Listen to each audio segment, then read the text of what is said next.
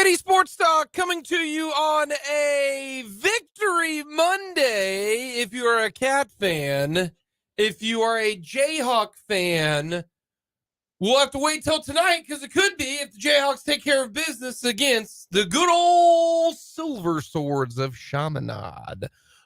We got Chiefs coming up tonight. It is a rematch of the Super Bowl. Chiefs taking on the Eagles. We will get to all of our pregame thoughts between the two best teams in the NFL. Could this be a look ahead to a Super Bowl rematch? Could we have that? We will get to that. Our keys to the game, predictions, Big Chief. We will go around the NFL on what occurred yesterday. More injuries in the NFL. My goodness, injuries left and right. We'll get to that, some of the big news, big upsets, all of that happening. The Big 12, recapping the Sunflower Showdown. We got so much to get to. Let us know your thoughts. Hit us up on our text line, 785-272-9429. KUK State fans, let us know what you thought of Saturday night and how you feeling going into this game with the Chiefs and the Eagles. Hit us up on our YouTube page. You can follow us along on our stream. Very easy to get to. Go to youtube.com. Type in 580 Sports Talk. Hit the subscribe link. It is really easy. Jake LeBon, Brendan Dorzinski, Dan Lucero with you on this jam-packed Monday edition.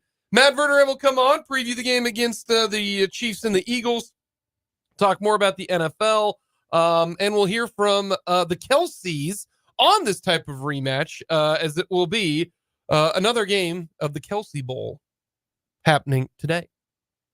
So all that coming up here on this edition of 580 Sports Talk.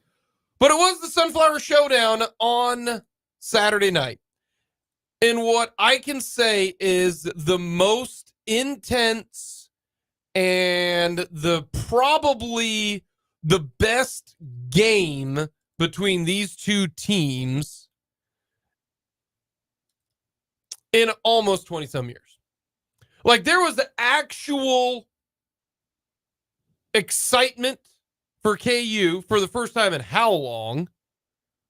And if you're a K-State fan, there was actual, oh dear, for the first time in at least 14 years. The game, I thought, was very compelling. I thought the game was very fun to watch. As a neutral, despite many people think I lean one way or the other, I thought there were big plays for both. I thought there were questionable calls that went both sides. And it was a fun game, back and forth. It really, really was. And from what I could tell from the broadcast and talking to people who were there, it was an electric atmosphere. It was fun. It really, really was. And K-State fans celebrated a win over KU like I haven't seen K-State celebrate a win over KU, to be honest with you. I thought it was a tremendous first half. I thought it was a absolute clinic by KU's offensive game plan using Cole Ballard. I thought Colton Nicky put together a masterpiece of the first half and had Joe Klanderman going, what is happening right now? They used the speed option. They actually ran the speed option to the short side of the field, and it worked. That is a huge no-no for me. I thought that it was brilliant. And then in the second half, I thought K-State did a tremendous job of adjusting, limiting the running game, found a few things that worked, made KU try to do something in some difficult spots. KU had a couple turnovers. The K-State offense figured it out. It was a really fun football game. It really, really was. If you're K-State, you're elated. If you're KU, I know moral victories are a thing. I understand that. But KU was there with a third-string quarterback against the top 20 team in the country. Like, this is what at least a neutral observer has wanted in this rivalry for 15 years. Yeah, I mean, I don't think you really could have asked for or hoped for more from a competitive game. I think in terms of assessing who the better team was in that game, I mean, I think you ended up one-score game with a chance for both teams to come away with the win at the end. That's what you would have expected between those games. I think the fact that K-State won by a single score represents that accurately for right now. That is still the better team and the better program. Not that, they've got a far better roster or far better coaching or anything like that. In fact, I thought for the majority of the game, KU's coaches had one of their best games that they've had since taking over. It was a brilliant start first half for KU because Leipold and Kotelnicki knew exactly. Yeah. We can't throw it against K-State no matter what, and that showed in the second half. And they mixed it up. K-State had no idea who was going to have the football. They had no idea if it was going to be the Wildcat formation and Lachlan was going to keep it, if Neal was going to keep it. They didn't know if it was going to be sprint option. I mean, the one touchdown that KU scored, I think, on the south end zone, it was the short side option. Man, K-State had nobody there. I mean, Desmond Purnell took the quarterback, he flipped it out to Neal, and Neal could have moonwalked into the end zone. They had them beat on alignment. Like, K-State was completely befuddled in the first half. They had no answer to the tune of what? Check me here, but I think KU had like 900 yards rushing in the first half, something that K-State had never given up all year. And K-State looked very much like a team that was thin at linebacker. And I think that was the brilliance of what Andy Kotelnicki wanted to do with his game plan was they've got a true freshman, Austin Romaine, set to start at linebacker along with Austin Moore and Desmond Purnell. But it's a young middle linebacker. They don't have the experience of a Jake Clifton. They don't have the experience of a Deuce Green in that linebacker core. We are going to put that guy in conflict all night. That was the plan. We are going to make him make the wrong decision. We are going to move guys before the snap, put a different guy at quarterback. When you watch K-State, and, we're fortunate enough, we get to watch them from a distinct vantage point when we go and we cover games. But you can see this stuff even just on the TV camera. K-State's defense is so communicative. That word is English. In pre-snap, right? You see the hand motions. You see the gesturing. There's a lot of communication that goes on pre-snap with K-State's defense. That's harder to do when you're less experienced at linebacker. Sometimes you miss things. Sometimes you don't get all the signals in. And so what Kansas did was, you can simplify it and say they threw the kitchen sink at K-State's defense, and that's true. Oh, they definitely did. In a broader sense, the idea was to get them out of sync, to exploit the disadvantage of more difficult communication and less experience at linebacker. And for a half of football, it worked perfectly. It could not have worked any better. It really was a masterclass.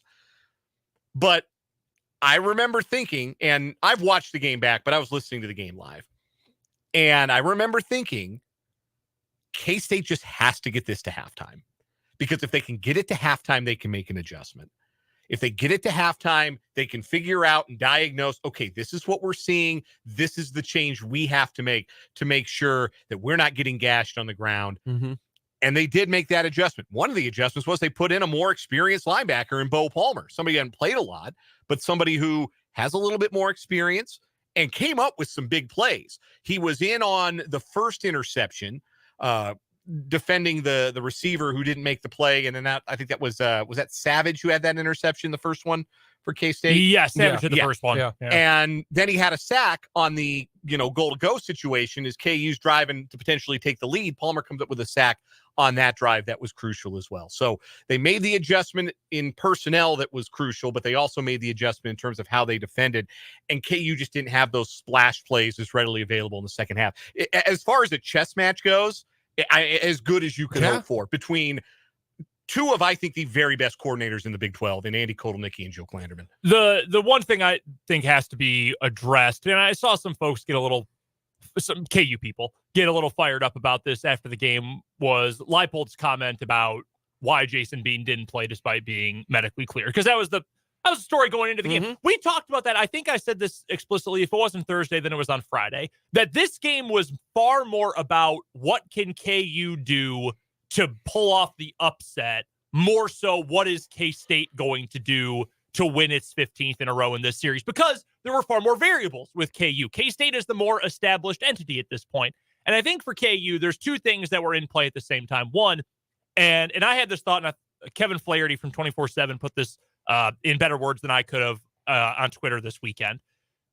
Cole Ballard was not the reason KU lost. No. Not even on the list of reasons. He's so far down. But I think it is also fair to say there were probably some situations in the second half where if you had a more experienced quarterback with just more familiarity, who you trusted a little bit more to throw the ball, you may have had some more opportunities for some of those splash plays in the second half, because K-State's biggest weakness has been their deep coverage this year.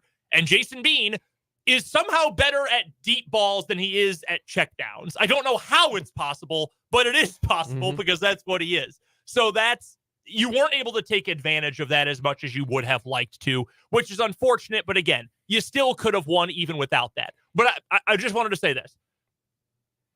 Do you think KU was in this game because of how many different things they were able to throw at K-State's defense? Yeah, for sure. Yes.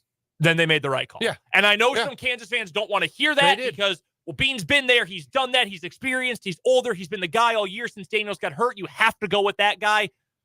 You don't build a game plan that's 25% fourth string running back taking direct snaps, running the option. You don't implement that. You don't install that on Thursday. No. That's not a Friday install. That is first practice Sunday. It would have been that Sunday was their this game week. plan. Their game plan was to make K-State have to deal with a lot of stuff that they didn't practice for. They did not practice for the speed option of the short side with the running back as the quarterback. They did not practice. They didn't know they were going to play early 90s Nebraska when they showed up to the stadium. And if you're Kansas, you could not have done as complete of a game, because I think, again, it was a phenomenal game plan. You just came up a little bit short. You could not have put in that complete of a game plan if you had spent 2 days expecting it to be Cole Ballard as your starter and then 3 days thinking it would be Jason Bean. You just couldn't have done it. And the one thing that I'll say is, if the way KU does things, they have a process, right? And I know a lot of people hate the word process and all that kind of stuff, but that is what this entire program is based on. And they are going to stick to their guns. If their decision on Sunday night, because they probably had to make it Sunday night and prepare the game plan on Monday, was, we don't know if Jason Bean is going to be able to go. Or what if Jason Bean, we don't practice him, but we expect him to play, and then he gets hurt in the first quarter. So what they said is, this is our best chance of doing it. We are going to install this game plan Sunday night, Monday, and then Tuesday, that is the first practice. Because that's what they did. They practiced on Sunday. They were off on Monday. They switched it up. And then they probably started everything on Tuesday for that game. And they said, this is what we're going to do. And we are not going to dictate it. This is how it works. And you want to know what? KU's process has worked. Look what they've done the last 2 years. So that is the reason why they were like, well, we might put in the game plan with Jason Bean, but we don't know if it's going to work out. So that's why they went full bore into that. And that is why I said, you know what, if I were KU, you know what, if Jason Bean's ready to play, he's going to be ready to play. But we found out through KU earlier this year, which is why you need to listen to the show, is that they prepared for Jalen Daniels all week long against Texas. All week long. This is what we are going to do. Saturday morning, Jalen Daniels can't get out of bed. They had no game plan with Jason Bean because Jason Bean is not Jalen Daniels. So that is what they did. That is the process that KU had. If they thought Sunday night Jason Bean is going to play in this game, Lance Leipold had to say this question to himself and to his staff.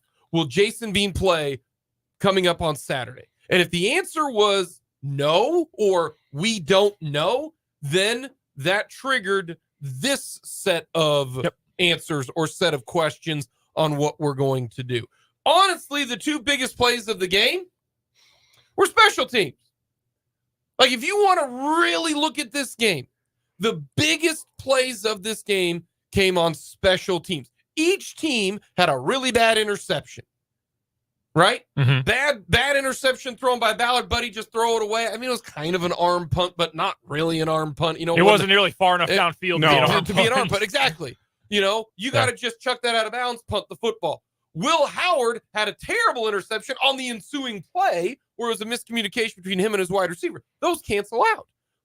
K-State's offense was excellent the first series, good in the second half. KU's offense was really good the first half, not as great the second half. But what came down to the biggest 2 plays of the game was a 3-point swing. You don't think a PAT is important?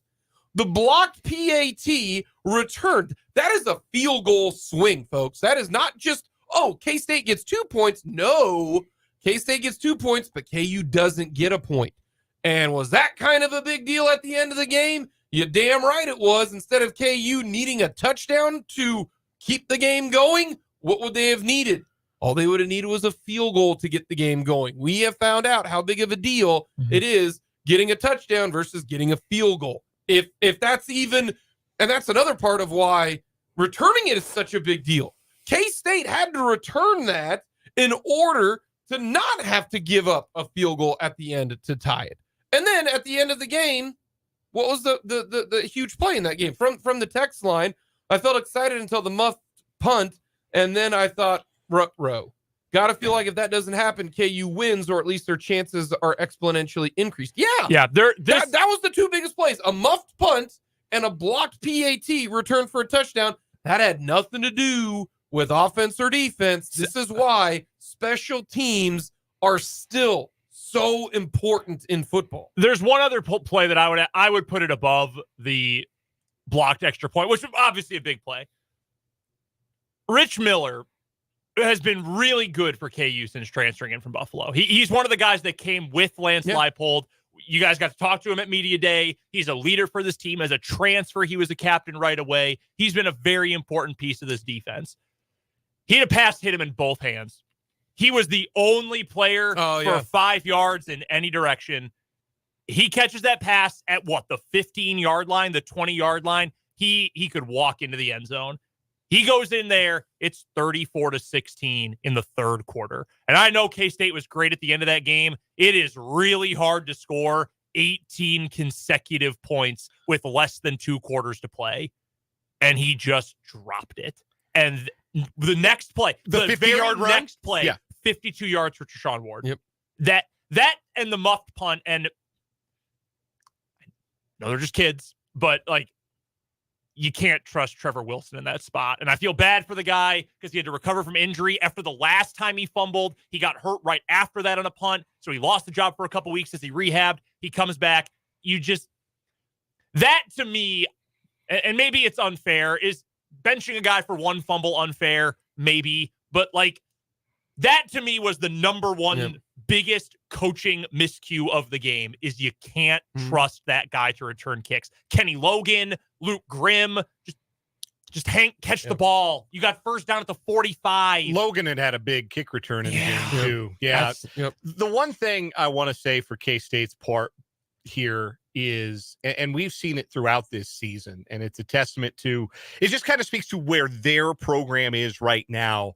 And obviously KU continues to close the gap. KU's going to win this game again someday. I know it's 15 straight years. I know it's been a very enjoyable decade and a half for Kansas State. KU's day is coming. And when KU's day comes, we were talking about this earlier off the air, Jake, it's going to be like when Ralphie beat up Scott Farkas in A Christmas Story. It's going to be that kind of catharsis for KU. When they break this streak, I won't be surprised if they win the game by 3 or 4 touchdowns. It's going to feel a lot like when K-State finally beat Nebraska. Yeah. It was just a weight off their shoulders. Yes, it's going to be that level of catharsis for KU, and it's coming. I mean, there's no question. It's coming very soon for the Jayhawks. But where K-State is a program, and this has been the case for them all year, even in games they haven't won, they just don't panic. No. They know how to win these games. Yep. Yes. They go down 11 early in the third. I mean, they come out of the locker room. You're fired up. You're amped up. Hey, we're in this game. We own this rivalry. We're going to come out. We're going to get a stop on defense, and then we're going to go score. We're going to take the lead. We're going to dominate the second half. And they came out hell-bent for leather on the first defensive snap of that half. They brought the house at Cole Ballard. what 60-yard gain for Mason Fairchild, Mhm. and they score 2 plays later. Well, throwback, yeah. I mean, that's a kick in the gonads. You go down 11 on the road. That place is jumping like it has not jumped in many, many years for KU fans in this rivalry.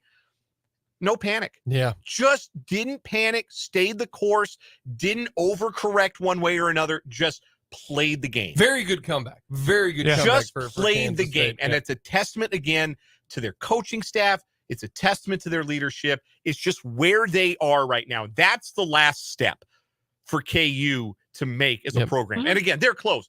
The step they make is believing you're going to win that game and finishing that game. If I can add just one thing on the KU side, I feel bad for a lot of those dudes who put in a lot of effort. It's senior day, and I know a lot of guys are really emotional.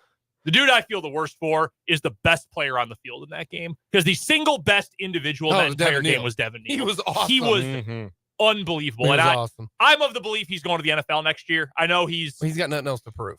He doesn't. And if you're a running back right now, you just. The only reason he stays is if he says, KU means so much to me, I want to be number one in everything. And if he comes back for a 4th year, he will be. Well, it's the Cooper Beebe route. Yeah, pretty much. But it's the Cooper Beebe route. As a running back, like, go get paid. So that's what I believe. So I think this is probably his final game against K-State and his final home game.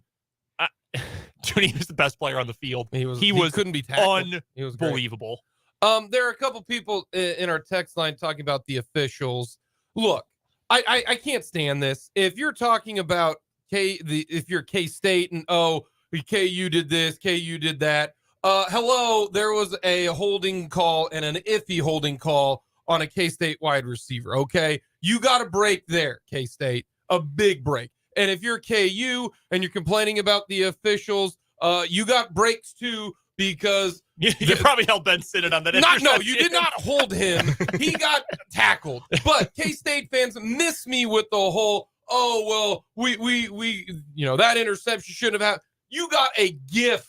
Now, I thought it was a hold. I did.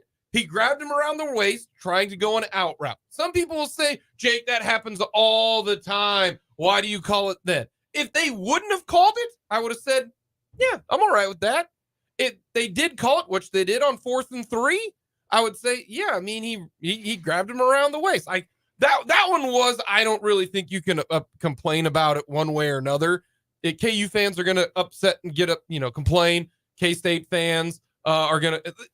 Calls even out. That's why I can't stand people who are like, it wasn't you did this or you didn't do that. What are you talking about? Get out of here. Anybody surprised that it was a poorly officiated game? Clearly, that must have been the first Big 12 game you watched all year, because the officiating, the standard is not very high. Let's just say that. Also, to be honest, I thought it was fine. Like, it wasn't great, but how many games are calls even out? Yeah, calls even out. Like, Sinnott didn't get held. Okay, that got KU an interception. Great. Okay. Yeah. K-State, the call's even out. I had people on Twitter telling me, I can't even get over this call from the first half. Like, dude, there's how many plays are running this game? Like 130? Not of all the reasons that I, as a KU supporter and journalist, was upset about that. Like, that is so far down the list. No, it's not make a PAT. Catch a punt if you're KU. Yeah, catch a punt. Catch a punt. Catch the easiest interception. Literally blocking a guy up front on a PAT is one of the easiest things to do. You just have to get in his way. Yeah. One time they didn't went over it. Yeah, they did. Yeah, it was an unbelievable athletic play by Nate Matlack. I mean, that's the name. Yeah, I'm just. Yeah. I get so like the same thing. Eagles fans are going to bring up what occurred in the Super Bowl. I'm so sick of when it comes to this one play in the there's only one single play, and even then I is when Roby Coleman absolutely tackled the Saints guy, right? That should have been called, but guess what? They still could have won the game in overtime. Yeah. All right, it still could have happened. It's like Cubs fans complaining about Bartman. Go make a play, whoever your shortstop. And I'm not meaning that. I'm sorry. You won the World Series. Yeah, that wound is healed. You're fine. Alex Gonzalez is the one who booted the ball. Fine. Anyways. If Moises Alou wasn't a whiny baby about it would not have mattered anyway. He did cry. Grow up. We got lots more to get to. The Big 12 did us a solid. After kind of tweaking the Big 12 tie-breaking rules. They actually put them out there for us. We'll get to that coming up next.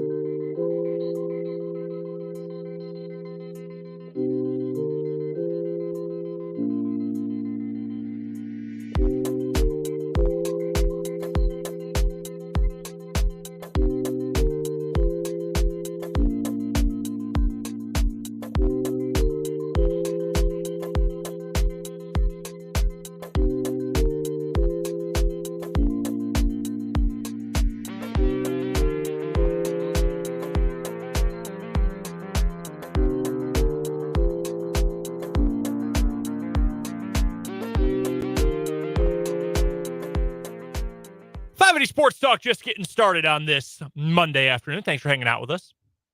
The Big 12 Conference Championship game tiebreakers have been fully published and made public by the Big 12. You ready to tie your brain on a pretzel here?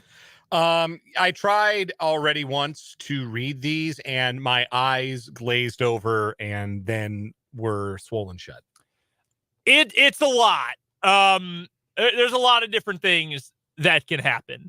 Oklahoma, so that starts on Friday because we've got 13 games around college football on Friday, including 2 in the Big 12, involving both Texas and Oklahoma. So if OU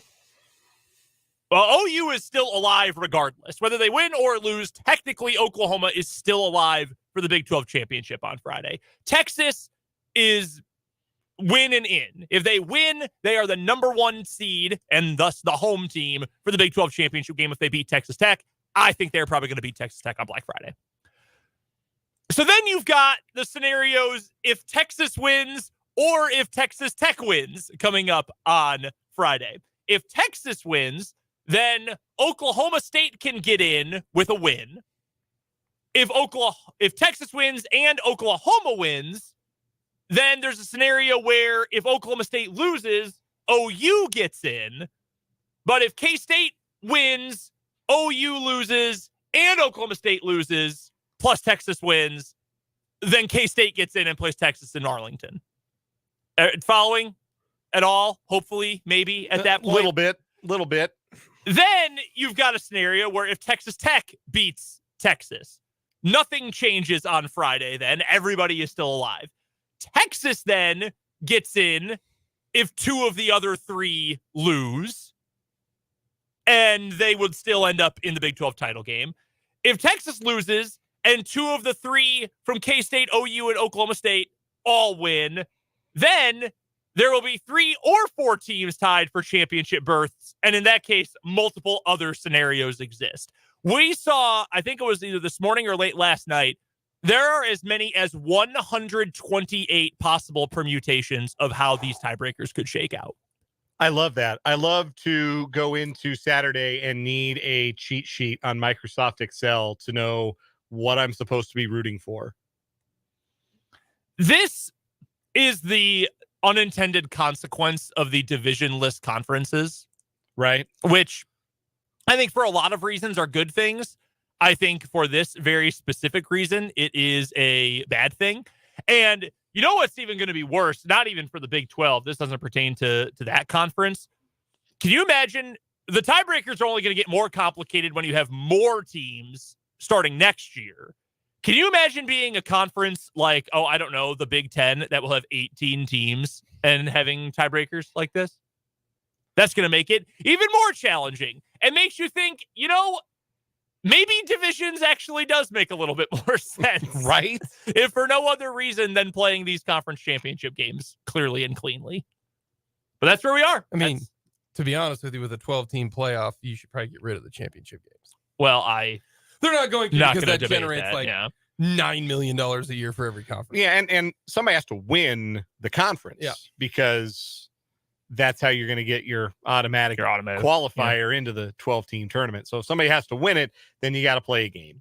And who makes that game is going to be, it'll be fascinating. Like what happens when you've got like 4 teams with the same record and none of them played each other? Well, it goes back to, was it 08 when Tech?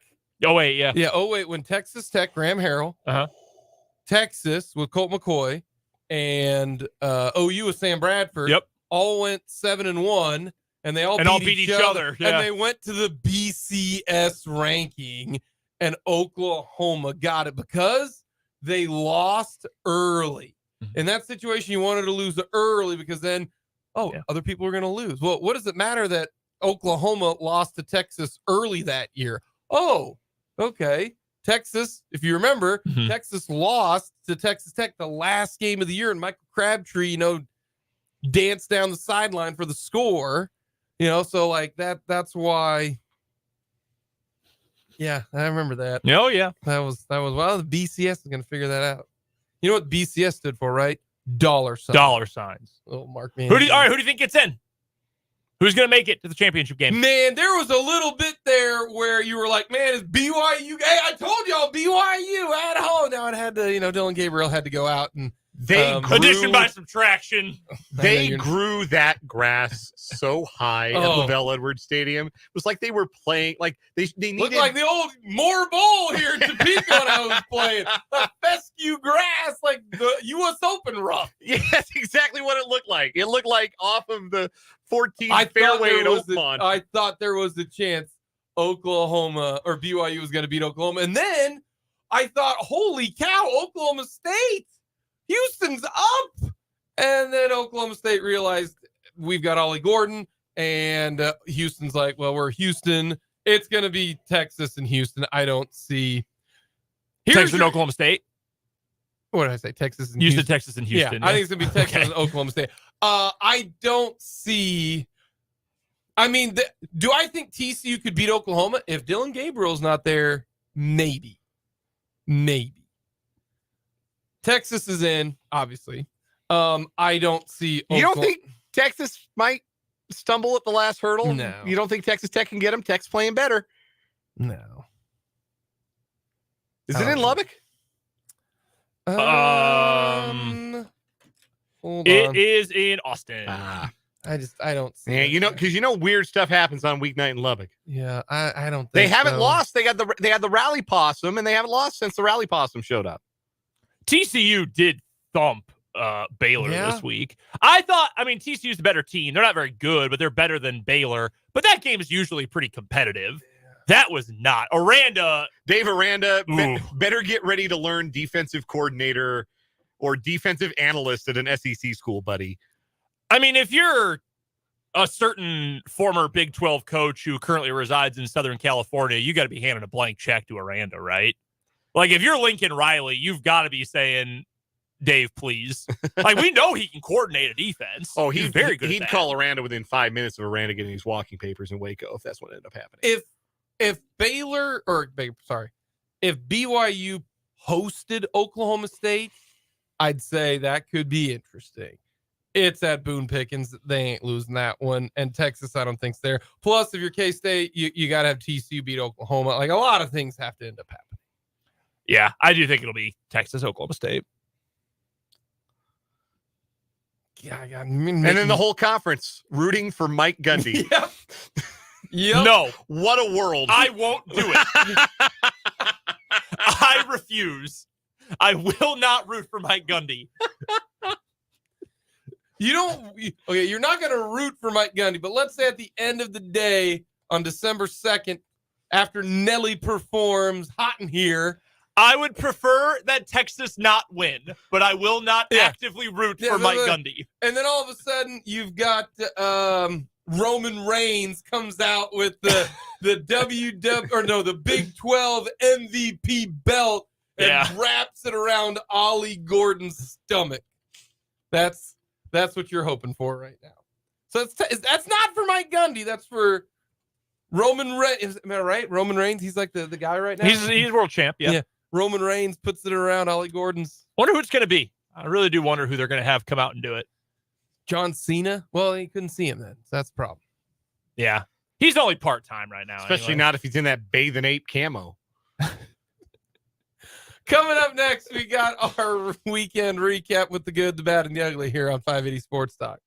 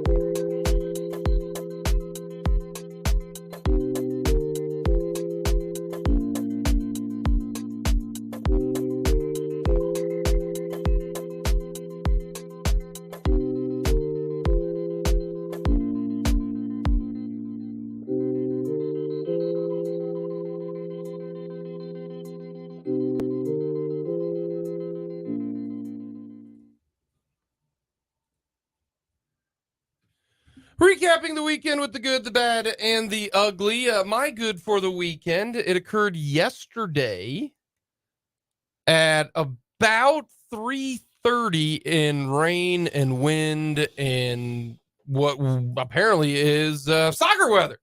The Washburn women's soccer team down 2-0 in the first half, fight back, tie it with literally no time remaining. The last play of the match, a corner kick by freshman McKinley Roan into the back of the net, ties it up at 2. Overtime we go. Period 1, no score. Overtime period 2, Chloe Shuckman of Bishop Carroll scores. Washburn advances to the Sweet 16 in the NCAA Women's Soccer Tournament. They will play on December 1st. Furthest they've ever been to the third round, Sweet 16. The Washburn Women's Soccer team. How about that? Down 2-0 and end up winning? Gets to play Emporia. Yeah. Rivalry game. Yeah, a team that they've lost to the last 2 times. Washburn's 18-3-1. 2 of their 3 losses to Emporia. That's going to be fun. Real fun. Don't get to play it in the state, though. That's a bummer. No, they got to go all the way to Ohio because Division 2. Who's hosting? Ashland. More like Ashland. Ha! More like I just got him. I just want to punt the NCAA Division 2. You're so broken. You're so broken. Hey, sweet, we're going to play the regular season. Cool. Okay, we're going to play an MIAA championship. Okay, cool. We're going to play another MIAA championship. What a joke. NCAA Division 2 going a rocket into the sun. So why are they moved? So I guess I'm just confused. Why does it end up that this round gets played? I don't know. Elsewhere. Because they go like, they play like the first and second, third and fourth, fifth and sixth. Yeah. So it's like, you play Friday, Sunday, because it's soccer, you need a break. Yeah, for sure. I get that part. It's stupid. It's much like my bad. Division 2 football. Sweet, awesome, deal you got. The 2 teams in the MIAA played 2 other schmucks. Henderson State, Central Missouri beat them by like 80, and then Pitt State beat Indy for the second straight year in the playoffs, like 38-0. And now the semifinals are going to be Central Missouri versus Harding, and probably the championship game again this year is going to be Grand Valley State versus Pittsburgh State. Sweet job, Division 2. You just suck. You suck something off. I'm so mad right now. Probably I got to turn off. When Jake said shh, I thought we were going to get a different word that started with a shh sound. My good for the weekend. We'll get to him a little bit more later on in the show, top of next hour, in fact. But Jordan Love, first career 300-yard game. It had been a long time since the Packers have had a 300-yard game. It's something like 27 games or something since the last time Aaron Rodgers had done it. That was fun. Packers won. They beat the Chargers. And then Brandon Staley freaked out after the game and yelled at reporters about how good his defense is, even though it's actually really bad.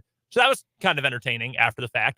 But yeah, it was a rare weekend this year. There have not been many of them where I felt better about a Packers game than a KU football game, which is how most of my life has been, but not this year. So that was quite enjoyable yesterday. I'm having trouble coming up with a good. Nothing to smile about in my life. No, that's not true. You saw 2 good basketball games this weekend. I did. I got to go to, I went to Quincy, Illinois. Washburn women went 2-0 on the weekend. Big wins over McKendree and Quincy. And then I had a safe drive back. I listened to a very enjoyable broadcast of K-State KU. Listened to the K-State radio network. Wyatt and Stan doing a great job as always. And then I got home at 10 o'clock and my wife was there and waiting for me with a hug, and the house smelled like sugar cookies, like pumpkin sugar cookies. And that made me really happy. So that was the best part of my weekend, coming home to a clean house that smelled like pumpkin. I have a new bad. Okay. Dan's not bringing up sugar cookies here to the States. No, it was a candle, man. It was just a it was not fresh baked.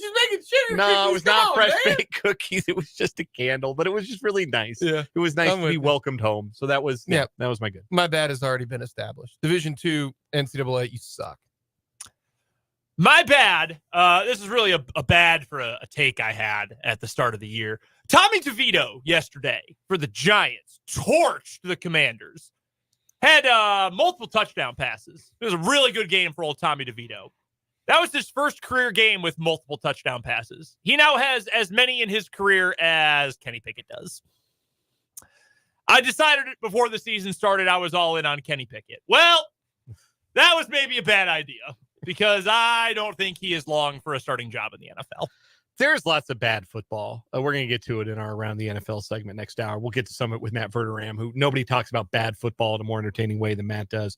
But my bad, NBC, CBS, ESPN, NBC, Amazon Prime. Please stop putting the New York Jets on television. Do not make me watch the New York Jets anymore. They're the worst thing I've ever seen on network TV. And that includes like World's Wildest Animal Attacks on Fox when they used to run that stuff. Hey, that's more entertaining. I would rather see like a zebra get mauled. I would rather watch like 8 straight hours of when buildings collapse or whatever it is, when mountains fall down, than ever watch the New York Jets again. Please stop putting them on TV. All right, you ready? What about you have to watch the commercial with Sarah McLachlan about puppies? Honestly, they should set Jets highlights to In the Arms of an Angel. Zach Wilson fell down while backpedaling to the huddle yesterday. Yeah, he did. And they caught it on CBS. It was so funny. I at this point feel kind of bad for he's clearly not good at his job. Relative to other NFL quarterbacks, he is not very good at what he does. But he's just getting dumped on. And now he got benched for Tim Boyle. Tim Boyle, between his college career at 2 different schools and his pro career, has 15 touchdown passes and 34 interceptions. He's been in the league for 5 years. He must be a great teammate. How? He's like Drew Butera. In his career at UConn, where he started, he had 1 touchdown and 13 interceptions. Transferred down to Eastern Kentucky, didn't get any better. And then somehow spent multiple years with the Packers. I have no idea how. Aaron Rodgers must just really like the guy. Yeah, he knows. If you're friends with Aaron Rodgers, he will die for you, which is probably the nicest thing you can say about the guy. He will do anything to get you a job forever. Yeah. You got an ugly? I actually do. I do have an ugly. Oh, dear. My ugly for the weekend is the haters and the losers, of which there are many. Oh, no. I have no idea. Who thought it was impossible that Iowa football could go under 30 points again. The over-under for Illinois-Iowa went up. It went from 31.5 to 32.5, and by kickoff at DraftKings, it was 33.5.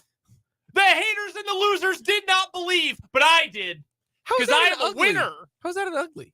That's a good. It's a good for me. It's an ugly for the haters and losers who continue to hate and continue to lose. That's kind of like how Dan was like, on second thought, I was right.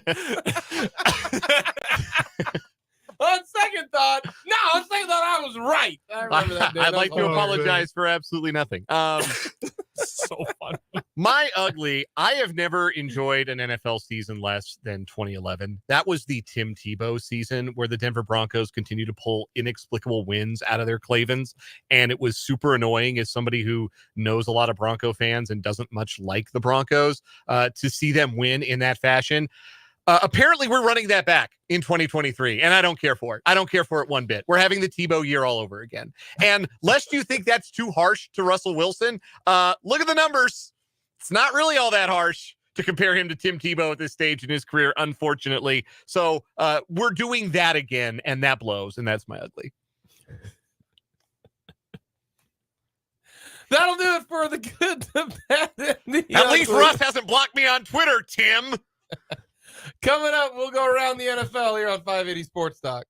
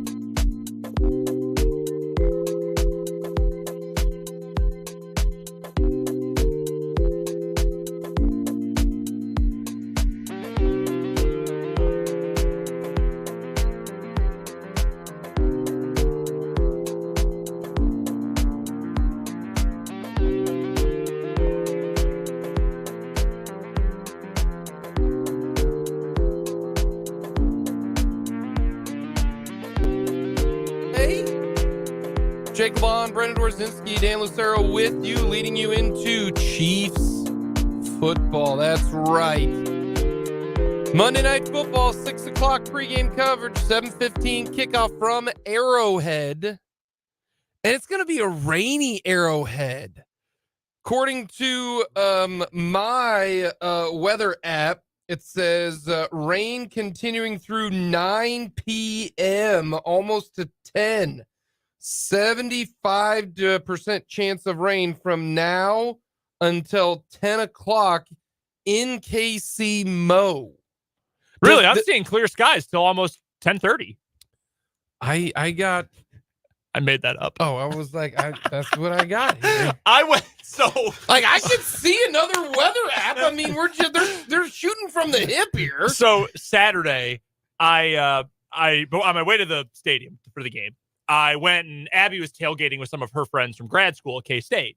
And they were tailgating on the complete other side of campus. They were across the street from Allen Fieldhouse, which like the campus ain't that big, but that's quite a ways from the booth. Okay. Anyway, beside the point. I walk over there. I say hi, say my pleasantries to everyone. And I told them I had walked by one of the bars. I walked by the Wheel on my way over there. And they said, yeah, a lot of K-State fans here. I said, yeah, I know. There are a ton. They were getting turned away at the Wheel. They're like, wait, they were turning away K-State fans? I was like, yeah, they were profiling. If you were wearing purple, they were kicking you out. They couldn't believe it. And Abby said to me that night, she goes, were they really turning people away? And I said, no, absolutely not. Why did you think I was being honest about that? And she's like, they all thought you were being serious. I said, no. Why would they turn down money? Because never graduate. That's why, Brandon. Abby hates when I do that so never much. Graduate. Just hates it. Because it's going to be raining the majority of the game. Who does that favor? What kind of rain are we talking here? Is it light rain? It just says, I'll read you this here. It says, rain continuing through 9 p.m. Slick field usually favors the offense. Yeah, that's true. The slick field also gives the Eagles something to complain about again. I want that to happen so bad now. I have something blamed I'm in the sack department again. It was raining. It was wet. We just can't get it done on a slick field. All right. So according to the fine folks at AccuWeather.com, precipitation is supposed to accumulate to a grand total of 0.2 of an inch during the day and 0.03 inches at night. So it's not going to rain a whole lot. Based on that study I was telling you about earlier in the year and how weather impacts offensive production, I'm going to say this favors the Chiefs. Not enough rain to significantly affect how Patrick Mahomes can throw the ball in this game. But you're thinking of the Chiefs offense as the juggernaut Chiefs offense. They're better than the Eagles offense. Think? Yes. Yeah. Who is Patrick Mahomes? I do like, obviously, the wide receiver talent for the Eagles a little bit more, but and we're going to get more into the game in the 4 o'clock hour. But I do think that if the field's wet at all, generally favor the offense. But I don't think. But then wouldn't that? What do you think? So you think the Chiefs' offense is better than the Eagles' offense right now? Maybe not. No, probably not. What defense is better? Chiefs. Yeah. Folks, I just want to let you know the Eagles' secondary is not good. It's not good. They're giving up a lot of passing yards. Oh, they lost a lot. Yeah, they have. They've lost a lot, but that is their biggest miss, right? That's their biggest weakness, right? If you look at the Chiefs' biggest weakness, is their offense. But that's with Travis Kelce and Patrick Mahomes. You feel okay about that at times. The biggest weakness for the Eagles, it is a shadow. It is not even a question. It is the Eagles secondary. They give up. Sam Howell cooked him. Not once, but twice. Hey, Sam Howell leads the NFL in passing yards. So Sam Howell threw 3 picks yesterday. Yes. And a couple of them were really bad. Yeah, he's a trick bag. He's every other week. It almost makes me say, like, if the Chiefs passing game can't get going against the Eagles, then it's just another week of will the Chiefs passing game get going? Because you can throw it on the Eagles. Like, look at every one of their box scores this year. You can throw it on them. And the Chiefs offensive line will get tested this week, tonight, because that's the only way that the Eagles can keep up is if they get after Patrick Mahomes. But who's the best quarterback at not getting sacked? Also happens to be Patrick Mahomes. So I don't think that they're going to be able to sack Patrick Mahomes. So hopefully the Chiefs offense, specifically their passing game, can get going. But it might be a wet ball, a little bit of a wet ball. We already know the Chiefs have a hard time catching the damn thing when it's dry. Are they going to be able to catch the thing when it's a little bit wet? But Mother Nature might have an impact in this one. We'll get to our keys to the game, Big Chief, and much more in the 4 o'clock hour. We'll talk to Matt Verderame, get his take. Maybe we'll ask him about the weather. Who does that factor in? But let's go around the NFL this weekend. Your number one takeaway thus far for Week 11. Number one takeaway this far from Week 11 is that the gap between the Chiefs and the rest of the AFC is, I think, still fairly sizable. Like the Ravens won, so they're right there keeping the pace right behind the Chiefs. But I do think the Ravens are going to take a severe step. I don't want to say a severe step back. I think they are going to be hampered offensively by losing Mark Andrews. Correct. Zay Flowers is a really electrifying rookie. Seems like OBJ has at least found some sort of role, assuming he stays healthy with that team. Lamar's having a really good season, but you lose your best pass catcher more than halfway through the season, you're going to run into some speed bumps. And I think the Chiefs are a better team than the Ravens. The Browns don't scare me at all. The Steelers wouldn't scare me at all. The Bengals aren't going to make the playoffs. I still think the Bills are a very flawed team, even though they smoked the Jets. The Jags looked great this weekend, but the Jags, they can go week to week looking either great or looking miserable like they have each of the last 2 weeks. So there's just not a whole lot that worries me there. And I think we talked about this at the end of last week. There's a lot of good. There's a lot of competitive, but I don't think there's a whole lot of great in the AFC. And I think that should make you feel pretty good if you're the Chiefs. The other team that's in the playoff picture right now, Houston. Houston won. They flirted with disaster with a Cardinals team that's pretty bad. CJ Stroud at his first game where he wasn't safe with the ball at all. And I mean, he was still good. He still has some really good throws, but I think there's a bigger gap than maybe up until this past week we've given credit for between the Chiefs and the rest of the conference. It's only 3 quarterbacks in the AFC I think can go toe-to-toe with Mahomes in a playoff game. One of them's out for the year. Mm-hmm. One of them might not even make the playoffs. That being Josh Allen. The Dolphins offense didn't do much against the Raiders. No, they've really struggled. They've had some issues. They came off a bye too. They just they just got Achane back and Meta lost him again. That's obviously not ideal. And again, it's the second half of the season. We saw them take a step back in the second half last year. That makes me wonder about next Sunday, the Chiefs take on the Raiders. The problem is that the Raiders offense is so bad. It's not good, but they're playing with a little fire now, the Raiders. They've got some energy. They got a coach they'd run through a wall for. And I think that means a lot in this league. My big takeaway is that if the 49ers are healthy and Brock Purdy isn't horrible, they're the team to beat in the NFC. There's a lot there, though, right? There's 2 variables. One, they got to be healthy.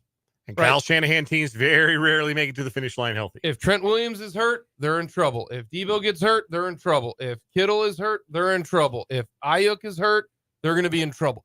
They need everybody to be there.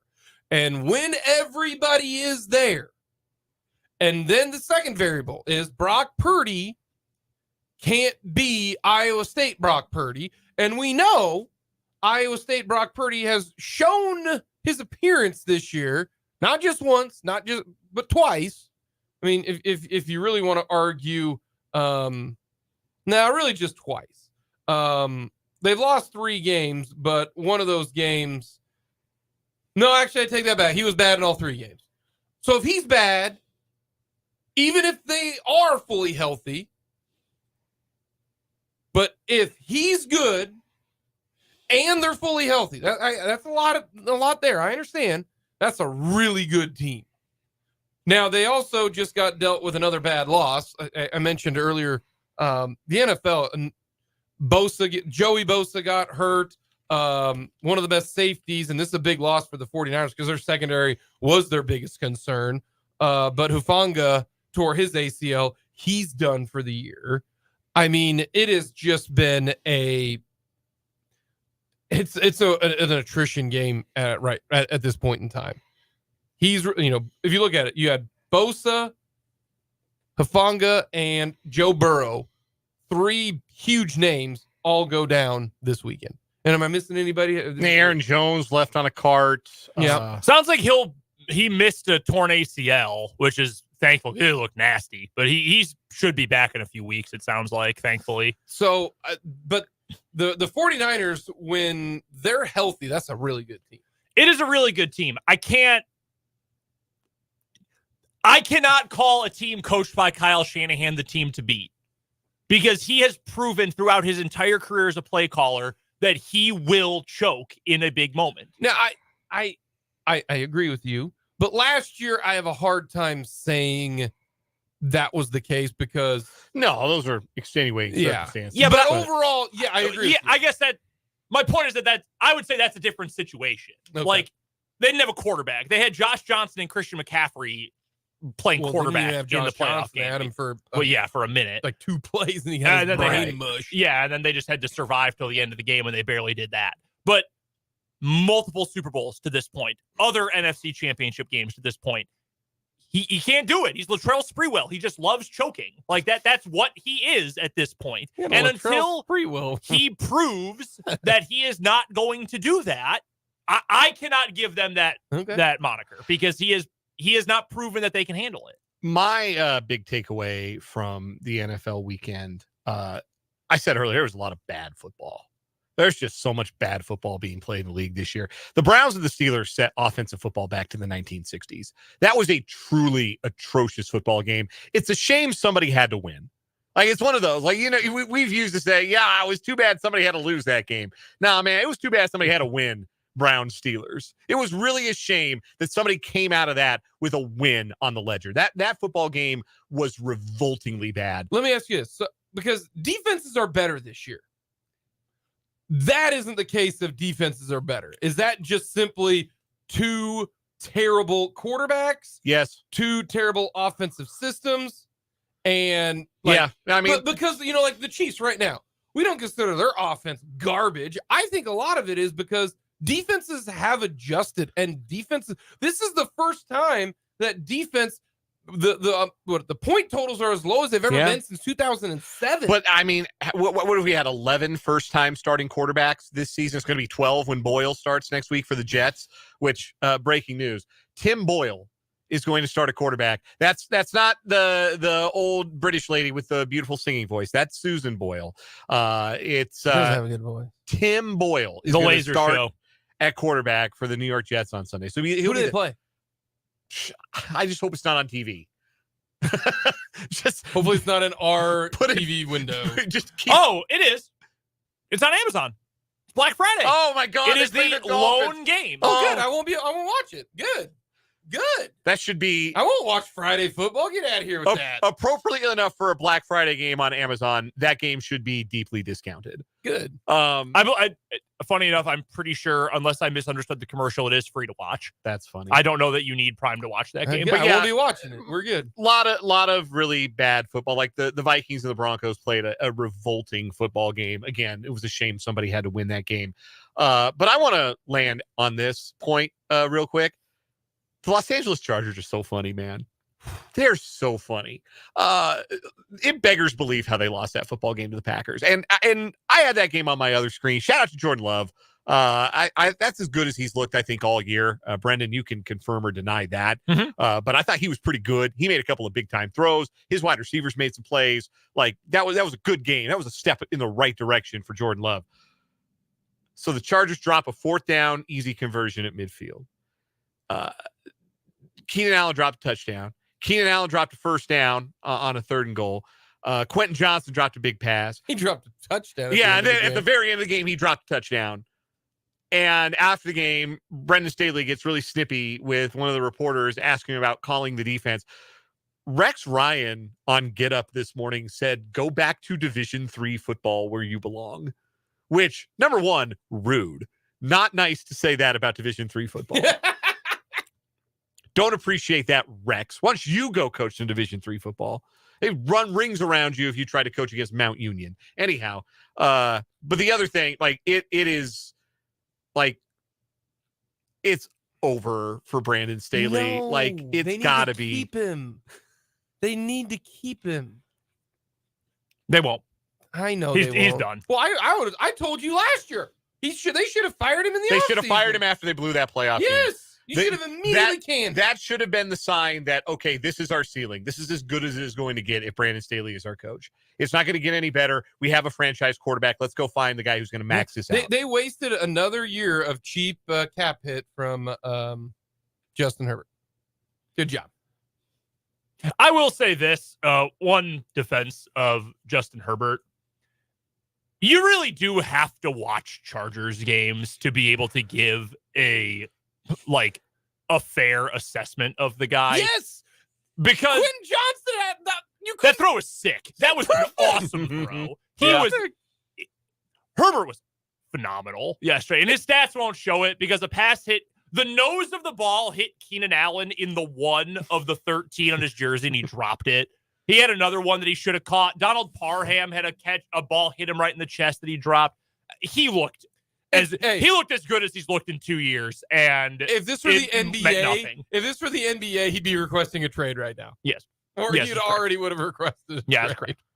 No, I mean, it is amazing though. And I'm not the biggest Herbert guy, but and he gets the flack for not winning anything, and that's fair because that's what quarterbacks are judged by. But, dude, he was balling, and no one was helping him. That team is behind the Denver Broncos in the AFC West standings. And they're behind the Raiders. And the Raiders are 5-5. I'll say this for the Broncos. They are a real football team now at bare minimum. Their defense has figured it out. They've clearly made some tweaks on the defensive side, and they're not going to give up 70 to anybody. Vince Joseph's having the time of his life. He really is.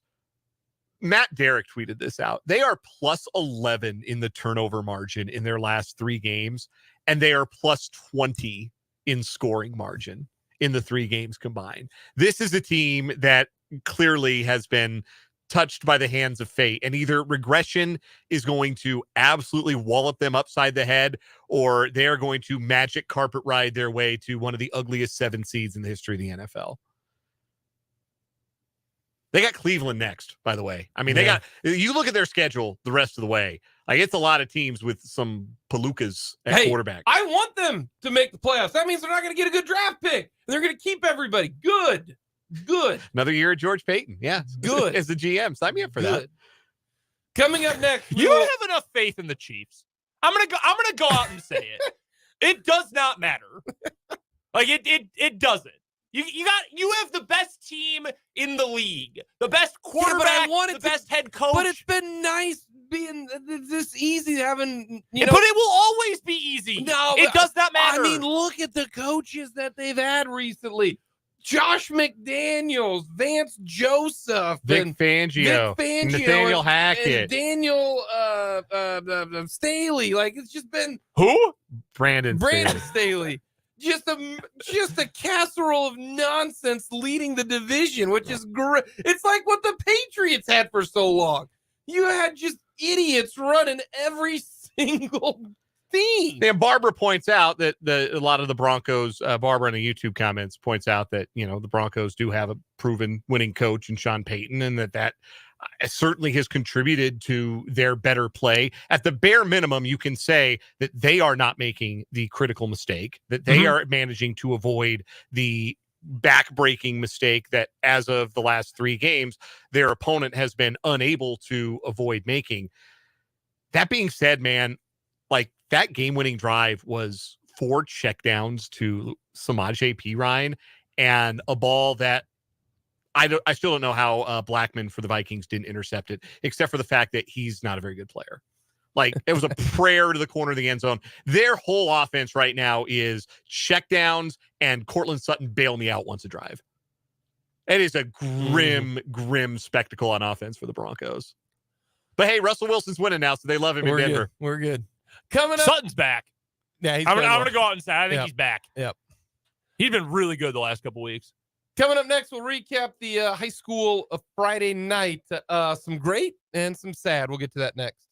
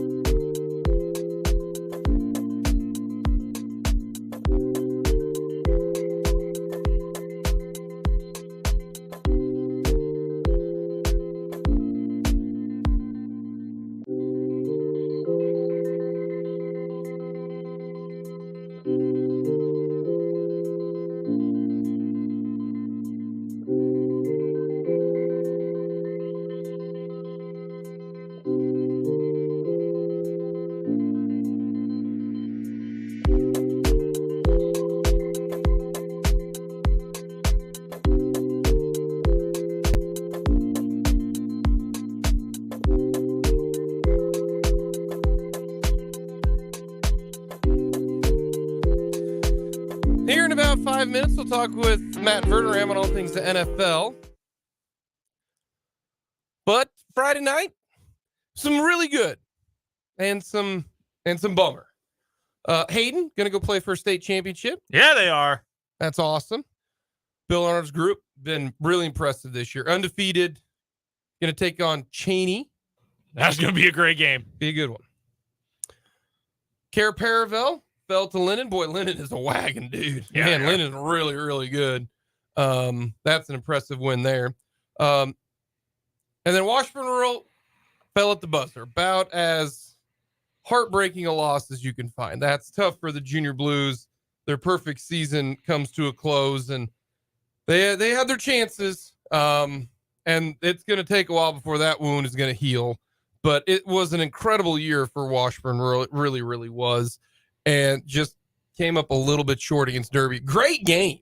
Phenomenal game. If you were there, you got your money's worth for sure. Honestly, it felt a lot like the Sunflower Showdown one day later, where the one really good team had a great game plan. I thought, man, offensive coordinator for Washburn Rural, Dwayne Slotnick, oh my gosh, he was calling some phenomenal plays in that game for the Junior Blues, and they were running it well.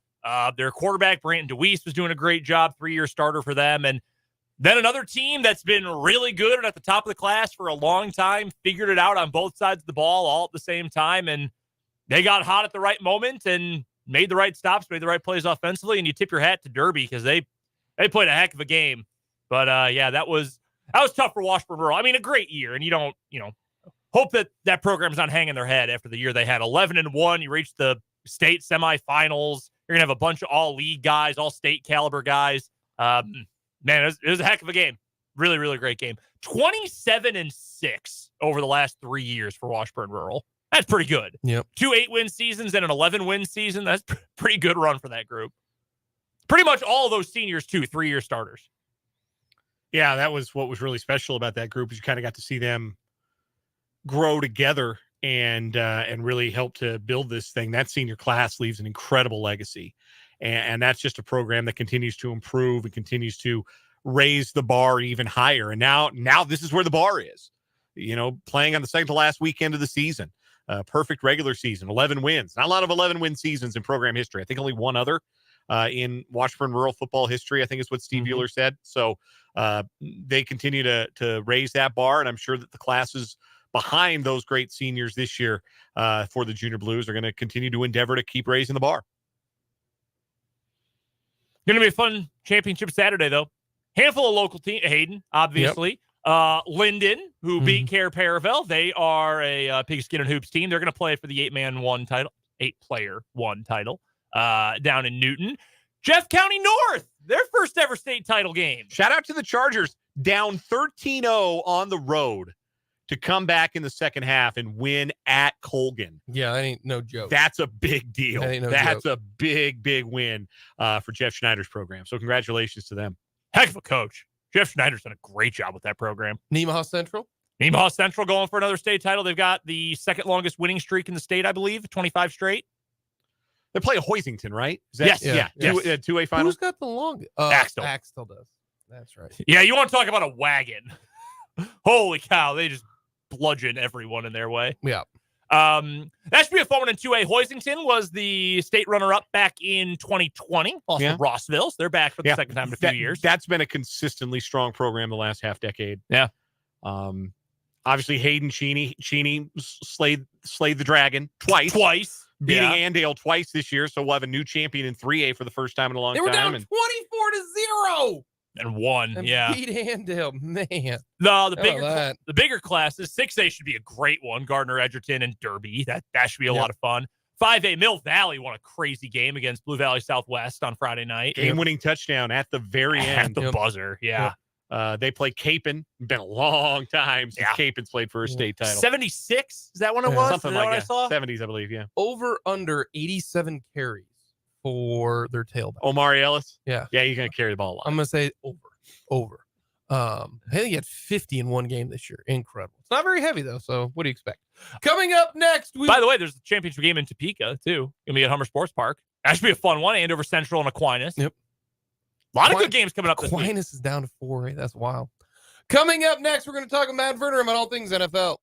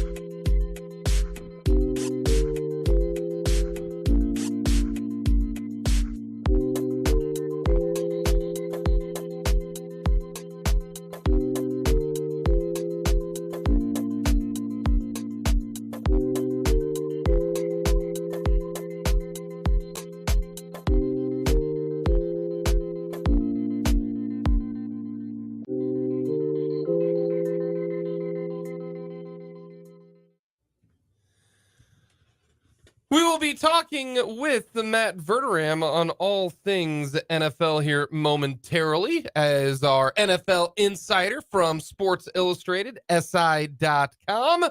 You can follow him on Twitter at Matt Verderame. Always excited to get his take on the good football, which will be this evening, and the bad football, which was a lot yesterday. But we welcome in Matt Verderame, our NFL insider. Matt, how do you take down and break down this game coming up tonight? Might be a little bad weather, two good teams, both coming off byes. How do you break this one down? Yeah, you know what? It's going to be really interesting. It is cold. It is rainy. I am here right now. Now I'm not now. I'm in Kansas City, and it is. The weather's not ideal. Sorry about that. Phone went to Bluetooth. At the same point, look, I think it's kind of like the Super Bowl, right? Like the footing's not going to be great, and you're going to have to contend with that, and you have to find the right cleats. I mean, I think the weather might play a very significant factor in terms of, hey, do you hold on to the ball? Can you grab your footing? Does it turn this game into a little bit more of a shorter passing game, a run game? The run game favors the Eagles. The shorter passing game probably favors Kansas City. So, I think they're the two best teams in football. Frankly, I think it's a fascinating game, and I am very much looking forward to seeing how it shakes. When it comes to the Eagles secondary, their secondary hasn't been great. They've given up a lot of passing yards. Is this where, if you're a Chief fan, it finally clicks and the passing game gets going? It could, because you're right. I mean, look, this is an Eagles secondary that you look at the names and you go, well, Darius Slay, James Bradbury. It has not been good. It has not been good. They have really struggled. Maddox is hurt. Gardner Johnson's gone. Epps is gone from last year. So, I mean, this is a group. They play a lot of zone. They are a group that they do not cover well in the middle of the field. They are especially vulnerable at linebacker. They are not good in coverage as linebackers. This is a game where the Chiefs, theoretically, could get very right throwing the football. Now, of course, a lot of that comes into play with, can you block? Can you do enough where you hold up for 2.5, 3 seconds? And, of course, they did that in the Super Bowl. Can they do it again? I would expect out of the bye the Chiefs do simplify some things. Maybe they shorten up the rotation with the receivers. But if they don't play well offensively tonight, there are going to be questions about, man, if you can't throw the ball out of a bye at home against a team that is a great team, but it's susceptible to the pass, that raises more questions as we go down the stretch. How big of a matchup is, especially with two new tackles? That's the one thing about that pass. The pass pro for the Chiefs in the Super Bowl was excellent. Mahomes was clean. Yeah. They didn't get a single sack, but now you got Donovan Smith on one side, Juwan Taylor on the other side. Pretty much the Eagles pass rush is still really damn good. How do you view that matchup? I still think overall the Chiefs can hold up. I do. I think, look, when you look at it, the Chiefs are very, very good on the interior, as everybody knows. And the tackles, look, there have been penalty issues, but they've been good. I mean, they have been able to hold up. Nobody's given up fewer sacks than the Chiefs. Part of that is because Mahomes is excellent at getting rid of the ball, moving around. But that's not going to change tonight. I mean, they're still going to have Mahomes back there. He can still do all those things. I think the big question is going to be, can Philadelphia push the pocket on the interior? You know, they don't have Hargrave anymore. They have Jalen Carter, who's excellent as a rookie. You know, you still have Fletcher Cox. Can they not even necessarily sack Mahomes, but can they get him off his spot and they disrupt him and maybe force him to scramble into a sack or two? I don't care about the edge rush getting home as much because he can scramble away from it. My question is, if they can't get a rush on Mahomes on the interior, does it turn into a game for Philly where even if they get edge pressure, he steps up, he steps out, and now it's almost even more dangerous? So I think the Chiefs match up in a lot of ways on the interior in a way most teams don't. We're going to have to see. And I think the rain might help them to some degree with that. We're talking to Matt Verderame. He covers the NFL for Sports Illustrated and SI.com. He joins us at this time every Monday as we go around the NFL. You can go again, find his work at SI.com and check him out on Twitter at Matt Verderame. And he joins us here on the Fleming Place Wine and Spirits Hotline. Matt, yesterday, the Los Angeles Chargers and the Green Bay Packers faced off, and the Packers came away with a win. Jordan Love looked pretty good, but the real story from this matchup of teams with losing records is that Brandon Staley, supposed young defensive wizard, has a really crappy defense. They're not good. And then he got super defensive about it with reporters after the game as well. At this point, is it just a matter of time before Brandon Staley is relieved of his duties in LA? I mean, I got to be honest with you. I feel like it should have been a matter of time after they lost to Jacksonville last year. I mean, but the Chargers are in no rush. But I do think at the end of the year he's gone. Yes. I mean, barring a truly stunning turn of events, they're not making the playoffs. And at that point, what argument is there for him to keep his job? It certainly is not that they have all this potential, especially when you look at next year's cap sheet. They're losing a lot of good players. I mean, I don't think there's any way you could justify keeping him in the game, or keeping him on the team. So, look, in the end, I think he stays the rest. If for no other reason, because if you're the Chargers, you're going to pay another guy. Do you want to do that? I mean, I think you probably just ride it out, and then you fire him at the end of the season. You go find somebody else. But yes, this is going to be his last year. They will move on. They have to move on. And then they're going to go out and try to find a coach that they can marry to Herbert for the next decade. Another coach who, at least to me, appears to be on the thinnest of thin ice, and not all his doing, but Robert Saleh in New York. Now, the Jets have been dealt a bad hand with the injury to Aaron Rodgers. That is very obvious, Yep. But Zach Wilson got demoted from starter to third string today. They're going to start Tim Boyle, who has been bad at every single level he's played at. It's amazing he's even in the NFL. He's going to be backed up by Trevor Siemian. After months of Zach is fine, it's not his fault, he's the guy, to then demote him to third string, it sort of feels like rearranging deck chairs on the Titanic. Do you think Saleh's job is in danger here, or is this a big enough issue with the Rodgers injury that he'll get another year of a pass? I think he's going to survive it unless Rodgers wants him out.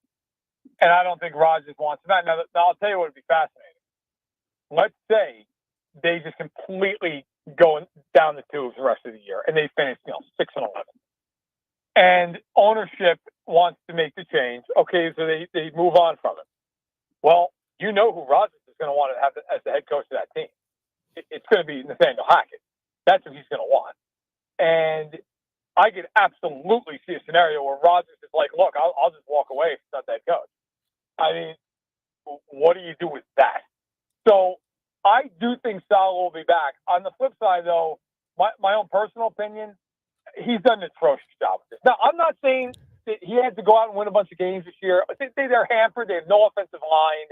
They've had injuries there, the Rodgers injury, all that stuff. They didn't have to win a ton of games. But to sit here and just play Wilson until you're basically cooked and just week after week give yourself and your defense no chance to win, and then admit, yeah, actually, this is a tire. Sorry, guys. I don't know what the thought process was, but whatever it was a really bad one. What are the Jacksonville Jaguars? Like, are they good? They're certainly not a great team. I think that's been made apparent. They beat up on the Titans, which they should do with that kind of offense. They finally got Calvin Ridley back involved. Trevor Lawrence was great this weekend. But it comes 1 week after another contender when they got embarrassed. They didn't look like they were a pro team last week against the 49ers.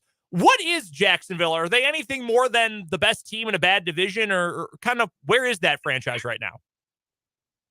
I think they're a good team.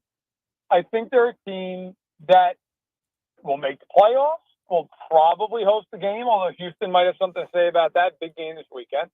But I do think, by and large, they're a team that if they get to the divisional round, which they could definitely do, they're not as good as Kansas City. They're not as good as Baltimore. I don't think they're as good as Miami. You want to make that argument? I'll hear it. They're just limited. I mean, offensively, they have a lot of talent. Lawrence statistically has not been great, but he's not been terrible. Defensively, they have outperformed expectations a lot of the weeks, and then some weeks they've just gotten absolutely blitzed, like the Niners game and the Texans game in week 3. I think they're a team that ends up, if you look at their schedule, like 12-5, and they're probably a 3 or 4 seed, and they could very well win a home playoff game. But yeah, if they got to go to Baltimore, if they got to go to Kansas City, I think it would be a pretty big upset if they were to win those games. Matt Verderame joining us on the Fleming Place Wine and Spirits Hotline here on 580 Sports Talk. He covers the National Football League for Sports Illustrated, SI.com, and joins us every Monday at this time. You can check out Matt on Twitter at Matt Verderame. Matt, the biggest development in the AFC to date this week is the injury to Joe Burrow suffered Thursday night that is going to cost the Bengals quarterback the rest of this 2023 season. Is there any hope for the Bengals without him, given some of the talent they do have on that roster, or is their goose cooked? Oh, zero. I mean, all you have to do is look at how they were when he was hampered. They couldn't do anything. I got to tell you, Joe Burrow at 50% better than Jake Browning.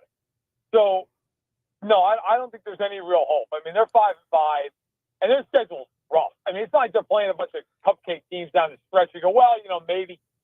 Defensively, they have been brutal this year. I mean, they rank toward the bottom in a ton of different categories, including yards per play, rushing yards spent, all that stuff.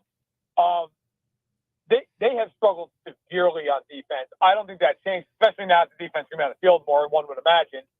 And while you have Chase and when Higgins is healthy, who cares? Jake Brown is throwing the ball. What does it matter? No, I think they probably finished 6-11, 7-10, something like that. It's a brutal year for them. They never really got healthy. When they did, they looked like a contender for a brief window in time there. But no, they're done. Now the real question in the AFC is, can Buffalo make the playoffs? That is the big question. We're going to find out in the next couple of games. We're at Philly and at Kansas City. You're going to find out a lot about Buffalo in those games.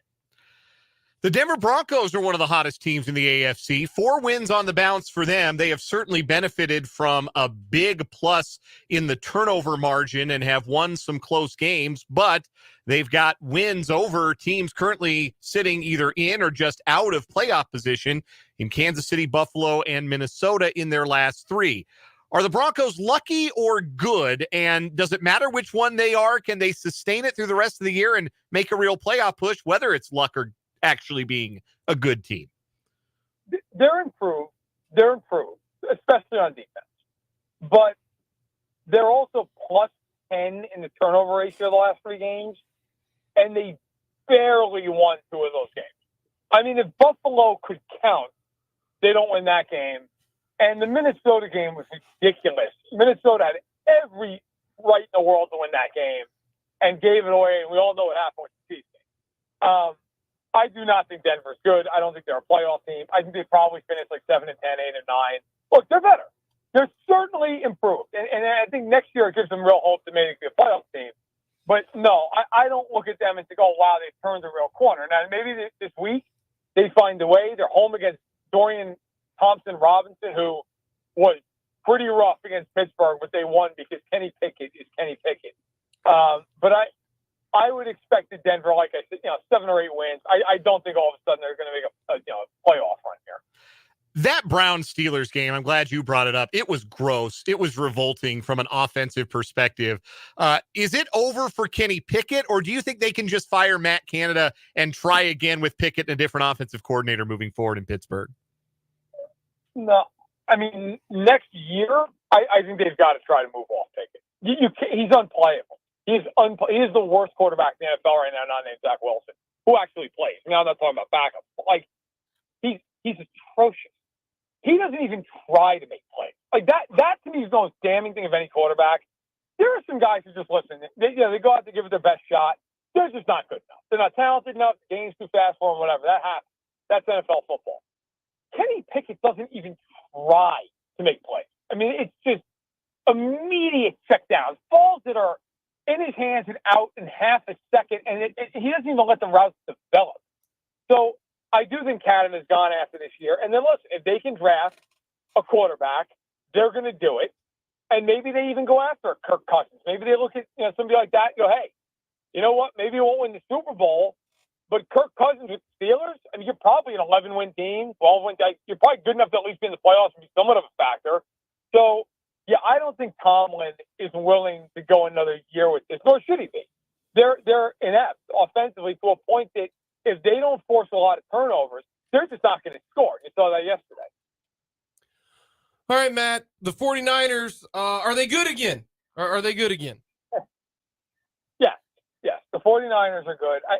I think the big question you have now with the 49ers is just, hey, like when you get into games that aren't perfect, when you get into games that you go, hey, all right, we're down 10-0. What does that look like? Like, can you battle back? Can you make a game of it? Or is it one of these things where, hey, we get down by 10 points and Purdy's got to throw and everybody knows he's got to throw, kind of a wrap. So, like, that to me is the huge $1 million question with San Francisco. When they're playing the way they want to play and prefer to play, they're great. They're good anybody in the NFL.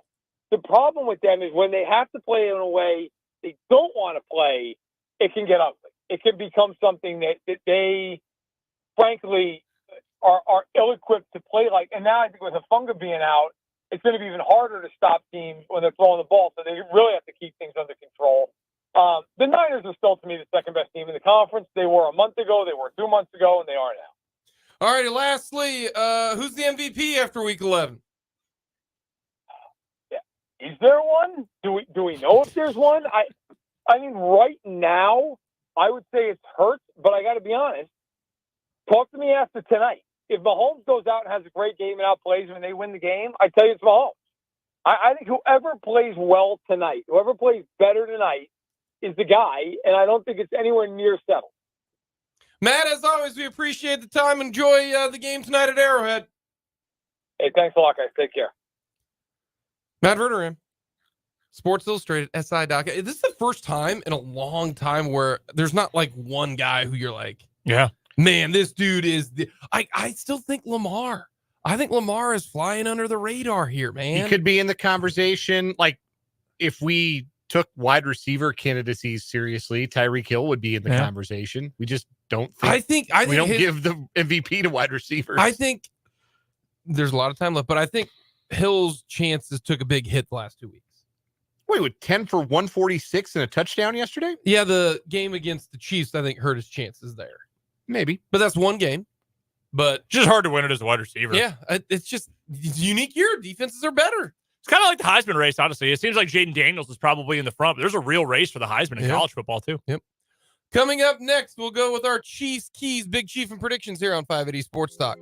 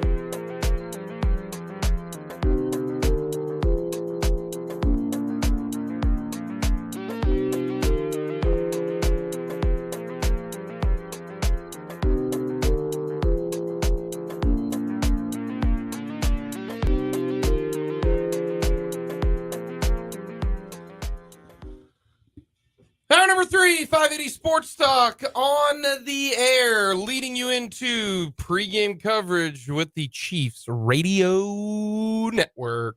6 o'clock pregame coverage, 7:15 kickoff, Chiefs and the Eagles. Super Bowl rematch. Or is it? Jason Kelsey had something interesting to say about that. Yeah, I mean, it's On his podcast, they discussed it, which, by the way, Taylor Swift might not be there. It's the reports. She's in South America. Yeah, that's what I'm saying. Somebody died at one of her concerts. Heat stroke. I'd be so messed up if that happened. If I was performing and someone died out there, I'd be messed up. Like, they came to see you. They spent their hard-earned money. They were working away, waiting tables for 6 years to be able to come see you. And then they keeled over and died. Yeah, it's right awful. in front of you. You were singing. Did she see him? Was it like front row person?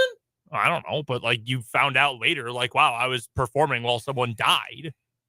They croaked on my watch. Well, I was performing Cardigan. Is that the name of the song or just a line in the song? I don't know. Is it Either really way. on her watch? No, it happened in the front row. Yeah. Did it really? Yeah, she was Yeah, they couldn't get water to people. 23 years old. They got her to a hospital, but she had a second cardiac event there. Wow. Yeah, man. I'd feel real weird about that. She's not going to be there. Well, yeah, but There I'm were with Dan, like, 1,000 fans that fainted due to the heat. that's crazy. She was throwing water bottles at fans from the stands trying to get water to people. What? Yeah. Well, first of all, She kudos to her. Even stopped the show at one point trying to get like venue staff to get more water to people. Well, here we go. I don't fault Taylor. I fault the venue.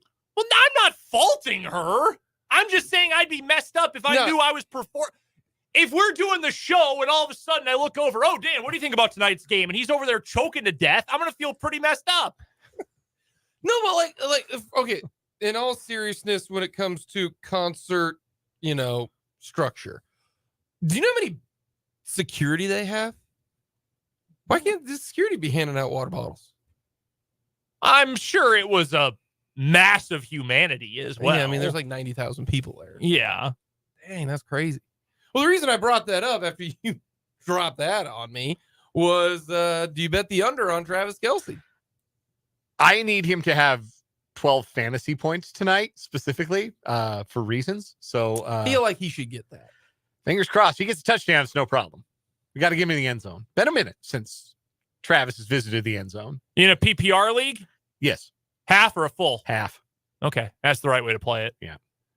I think you'll get Like there. 6 for 90 gets me home. Yeah. Yeah, I think you'll get there. Fingers crossed. They don't cover the tight end. Well, also, speaking of that, Dallas Goedert, obviously, that's Big loss. That hurts Big them. loss for their passing game. It is. I was going to ask Matt Verderame about Andrews being out. Shoot him a text. That's a big deal. It's a big deal. Hey, Matt, come back on. I have another question to ask you. Yeah. You're probably eating Q39 right now. Stop. Talk to me. That's where the Monday Night Football crew went to Q39. Are you going to watch the Manning cast or are you going to watch the regular crew? Nah, I watch Buck and Aikman. I like the Manning cast, but too many guests. It is so much better when it's just the two of them. And like tonight, they're going to have... Well, tonight they said when Mahomes, they're going to actually live feed into Mahomes' ear. I think they were kidding. I know. I want that to be real, Dan. Don't ruin this for me. No, I if I have a actual interest in watching the game and the outcome, I can't do the Manning cast. And last week I checked it out because they have Mahomes on, but they were missing whole plays. Yeah. They miss too much when they do the interviews. Whereas when it's just the two of them breaking it down, talking ball, I think it's extremely entertaining. Yeah. But and Caitlin Clark tonight will probably be cool because she's a lifelong Chiefs fan and is one of the biggest sports celebrities in the country right now, which is super cool. It's not like the guests themselves are all inherently bad. It's just I'm trying to watch a football game here. Right. And when they go do the demo stuff, it's cute to see Eli get his kids involved, but I'm literally, it's third down by the time you get the game back on the screen. Like, it's happening behind him on his giant screen. I'm like, hey, I would like to watch. That's what I tuned on the TV to watch tonight, was that right there, that football game that you're not letting me see.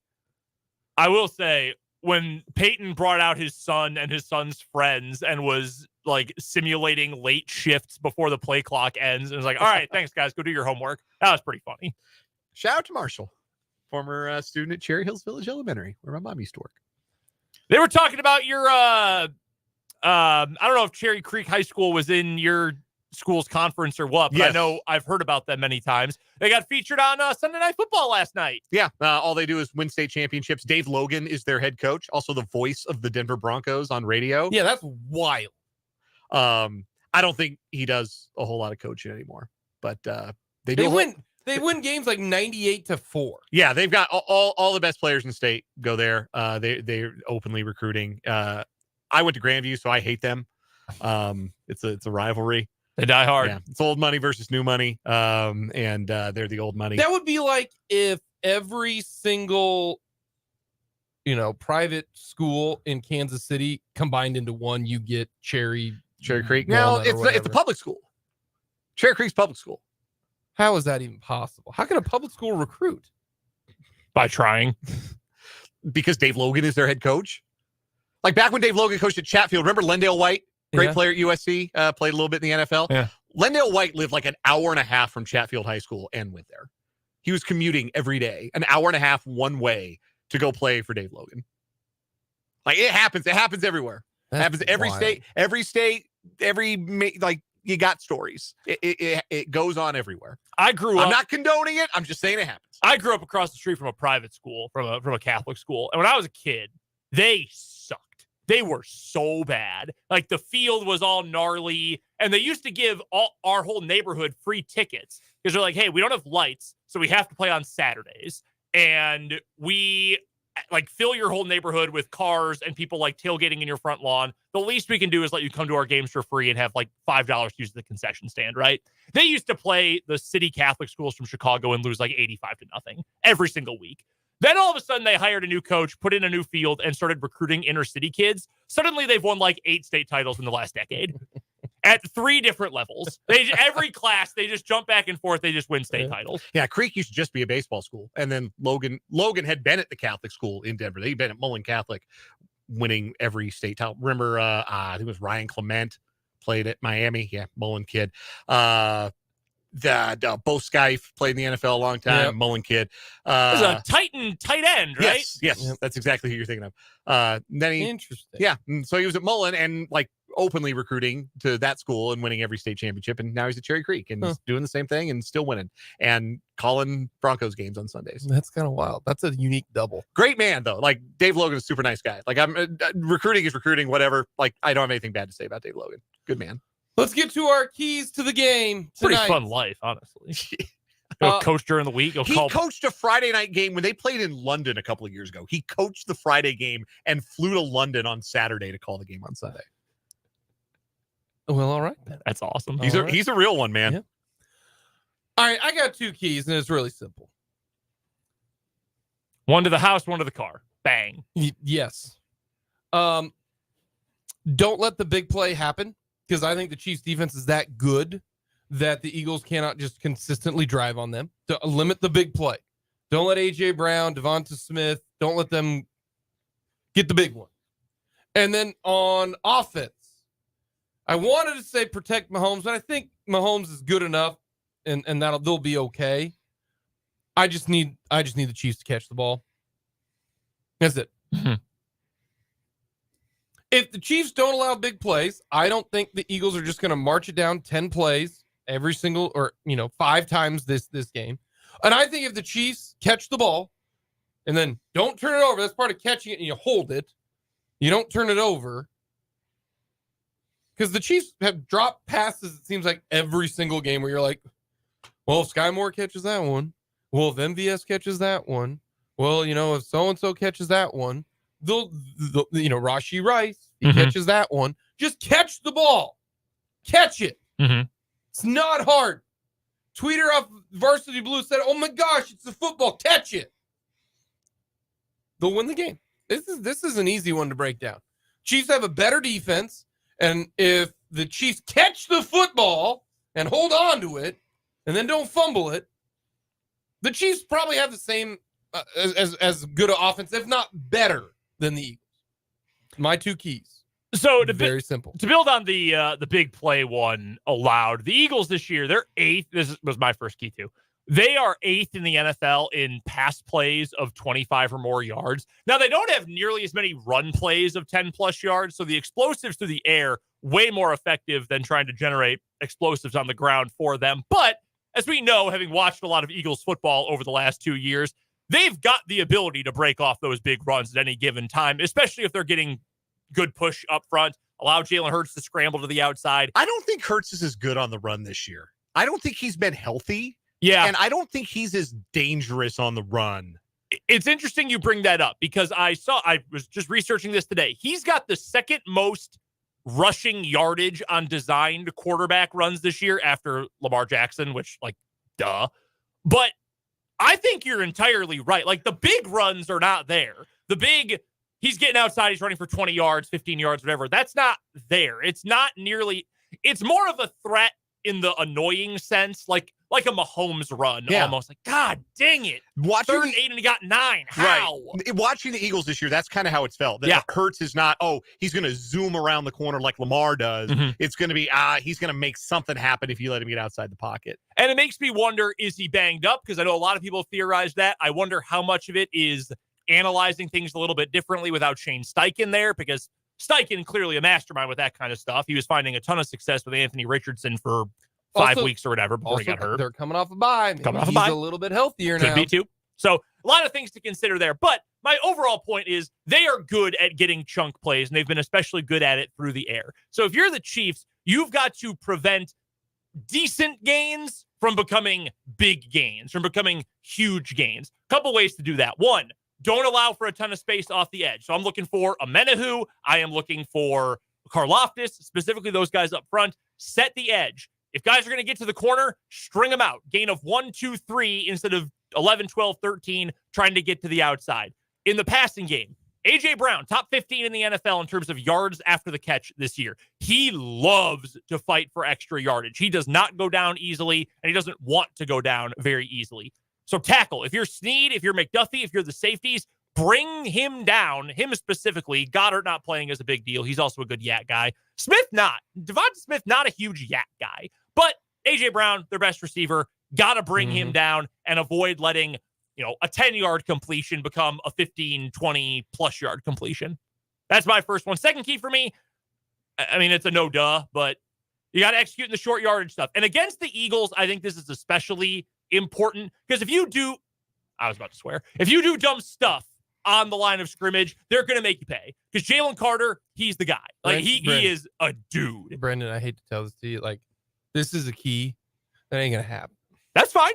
I'm not saying they're going to do it. No, I'm just saying it's a key to win. I think that, the key is this is going to happen. They're going to do dumb stuff. They're not going to do what they should. Therefore, if they get in short yardage, that's a bad situation. The Chiefs need to be in 3rd and 8. Like, this is not. That doesn't mean I'm wrong, though. If they're in short yardage, they got to be good at it. I'm not saying they will be. They won't. I'm just saying they've got to be. They won't. I'm sorry.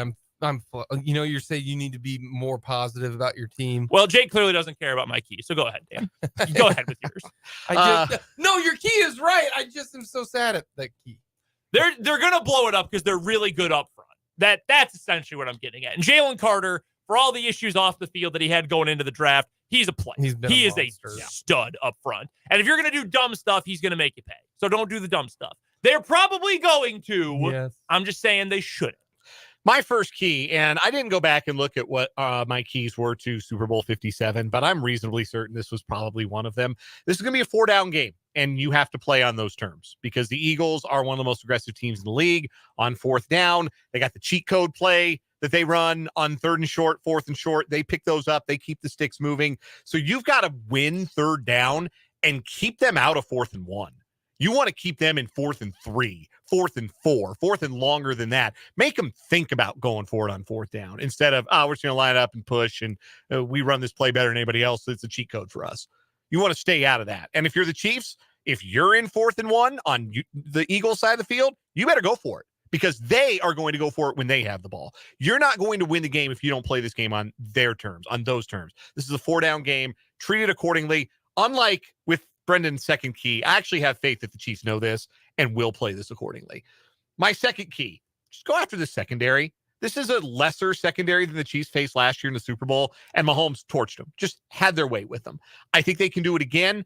I think they run too many concepts that take time to get open.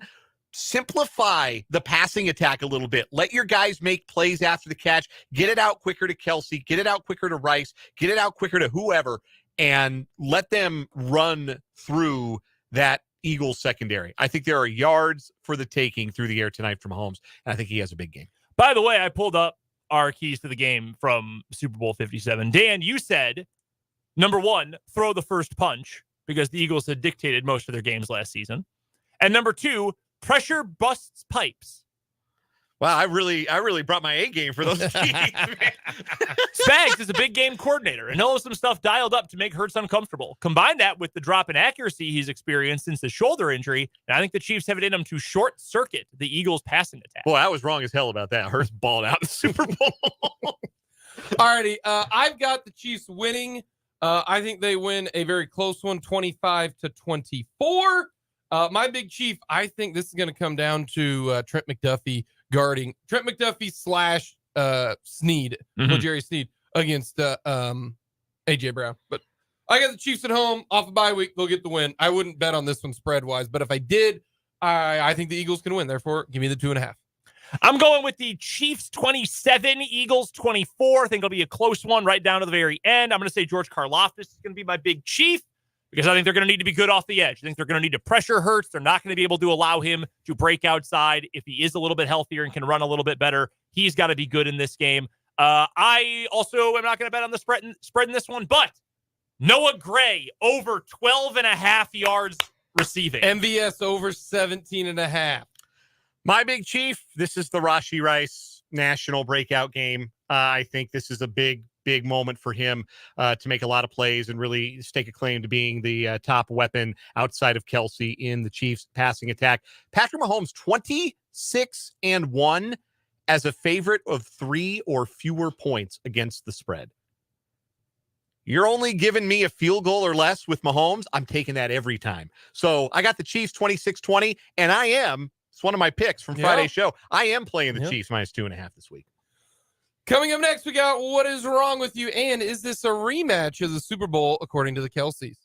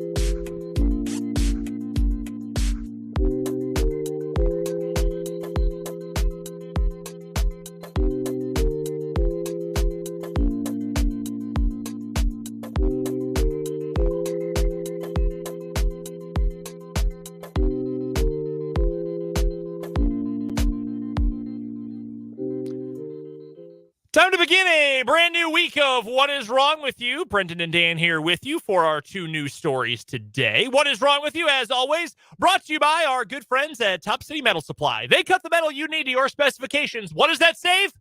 Time, money, and material. You're darn right it does. So never settle when it comes to your metal with Top City Metal Supply on South Topeka Boulevard. And you can find them halfway between Frito-Lay and Forbes Field right here in the capital city. 2 new stories going head-to-head, and I believe, Dan, it is your turn to go first today. We're going to the land down under. We're going to Australia. We meet a 43-year-old man believed to be under the influence of alcohol. You're kidding. Who stowed away beneath a B-double trailer instead of paying for a short taxi ride home, and ended up traveling nearly 400 kilometers lying atop metal racks that were suspended barely a meter off the road. Again, I know we're dealing with the metric system here. We're not dealing with feet and inches, but a meter away from the road for 400 kilometers is not a long way from the road and a really long way to ride that way. It's about a yard. You're looking at about a yard. The man had crawled onto the metal racks beneath the truck with plans to hitch a 40-kilometer ride along the New South Wales coast, but ended up on the Gold Coast. The truck driver, Pardeep Dahia, said he was driving a Sydney to Brisbane freight run and had stopped in Nambucca Heads for a short nap around 1:30 a.m. Friday. Mr. Dahia said after a quick coffee and completing his checks, he set off again about 2:40 a.m. When it started to get light, he said, I could see in my mirrors a piece of orange cloth underneath my trailer. I knew it wasn't coming from inside the trailer. It was coming from underneath the trailer. Just north of the Queensland-New South Wales border, about 350 kilometers from his last stop, Mr. Dahia found an emergency stopping bay near Tugun and climbed out of his cabin to investigate. What he saw was a man climbing out the gate racks stored in the trailer's underside. When I saw that, I took 2 steps back, thinking, what is it? Mr. Dahia said. Then he said to me, sorry, man. It's my mistake. I came in under the trailer. Mr. Dahia said he initially thought to phone the police and report the stowaway, but instead took pity on the man and gave him some water and offered him a seat inside the truck to ride further north. When the conversation between the pair became hard to maintain, Mr. Dahia revised his decision and called police. I love that. You know what? Never mind. He gave him a ride. He's like, I'm gonna let him sit in the cab and give him a ride. And then about 15 miles, nah, man, I can't do it. I can't be in this man's company any longer.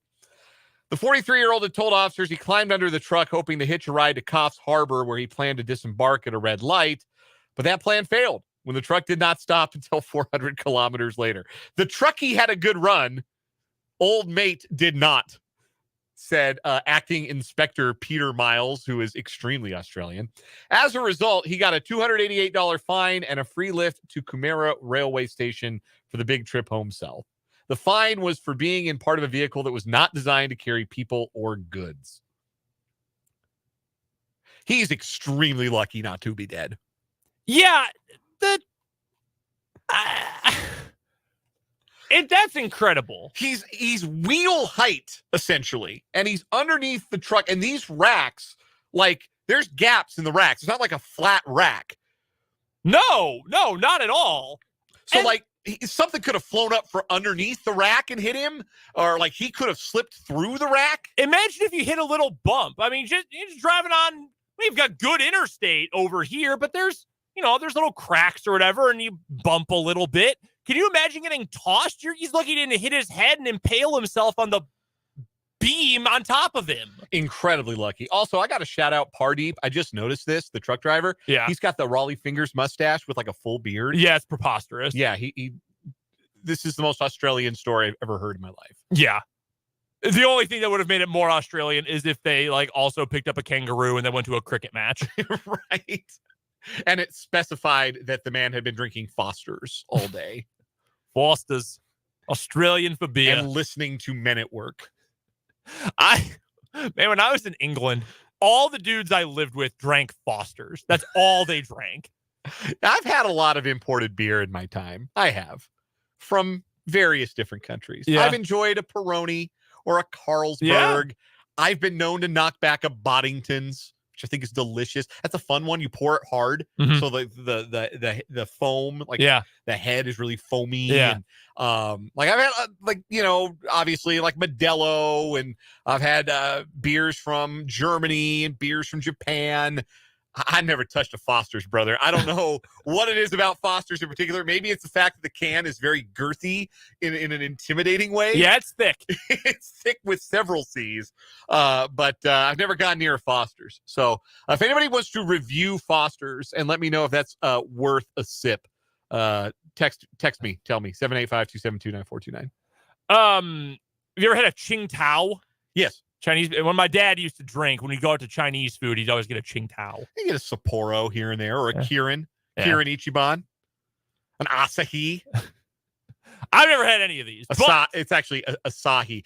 Asahi, they used to run radio ads, and it was Really? like, yes, like I remember hearing them on the radio, and like a geisha woman singing Asahi. Like that will be stuck in my head until I'm dead.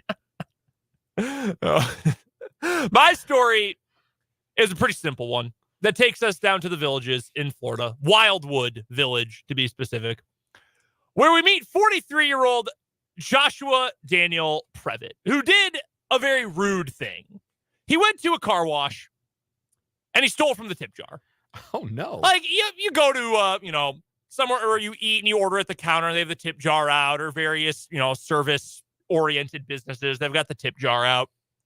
You throw your loose change, or you throw $1 in, or whatever, and it can really rack up over the course of a day. So this happened. When did the second incident happen? It happened in August, when he was originally arrested, and was like, "Hey, you can't steal from this business." That's bad enough, right? That's a real, "Hey man, what the hell" kind of move. Well, it only made it worse as he was a former employee of the car wash where he did this, who had gotten fired for doing literally the exact same thing. He was caught on surveillance reaching into the tip bucket at the Sweetwater Cash Wash in the Beaumont development. He had previously worked at that car wash and had been fired back in August after also taking money from the tip bucket, which rakes up about $200 to $300 a day. That's not too bad for the cash wash. On the day of his arrest, Previtt was also found to be in possession of a controlled substance for which he did not have a prescription. Shocker. So yeah, he went back to the scene of the crime a couple months after committing a crime in the same spot. He was the perpetrator both times, and he did the same crime. He figured, well, they can't fire me. Yeah. What are they going to do? They can't fire me for this now.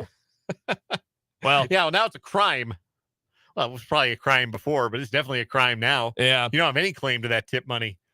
This dude maybe has a little bit of kleptomania. He had been convicted of theft 3 previous times in 1998, and then he was really on a heater in 2017 and 2018. So he went 19 years walking the straight and narrow, and then it's like, nah, man, I gotta be a scumbag again. I gotta steal. It's like when a band you loved in college comes out with another album when you're an adult. American I Football was just about to say American released their Football. first album in 98, not again till 2016. It's a new Pavement album. Death Row Above, 1979. They're back. So yeah, that's what this guy did. By the way, he was arrested on charges of drug possession and theft and was held in $4,000 bond, in lieu of $4,000 bond, at the Sumter County Detention Center. Who we got for today? I gotta go with the drunk guy who rode 400 miles. Yeah, man. That's it. He's really lucky he did not suffer a severe injury. Yes. Was he drunk or high? Drunk. Okay. We don't know how drunk. We presume fairly. Yeah, I can take a guess of how drunk he probably is. He was drunk enough that even after 400 kilometers on the road, he got in the cab with the truck driver, and the driver couldn't stand his company. Okay, so here's what we're going to do. I'm really quickly, before we get to our commercial break, I'm going to post this screen grab on the YouTube feed. We described it already for you, Dan did, about what these grates look like under our guy Pardeep's truck. Mm-hmm. But you've really got to see them if you're on the YouTube. See what these grates look like. Because it's not like he was just hanging out on solid ground. Not even close to it. Give me 1 second if you're watching on the YouTube feed. The YouTube comments have once again given us a name for one of our contenders. Vance coming up with the Soused Stowaway. That's pretty funny. All right, so now we are ready to show you, A, our guy Pardeep's mustache, but B, the grating at the bottom of this truck. I can't believe he didn't fall through it, honestly. No kidding. Completely sauced with holes that big. I mean, they're... Like, he didn't enjoy that. No, I mean, these got to be 18 inches apart, each metal bar across these grates. He's seriously lucky they did not hit a bump and he did not get the worst road rash of all time. Like, it bounced him up and hit, like, the bar underneath the truck. Yeah, this is honestly impressive that he did not die through all this.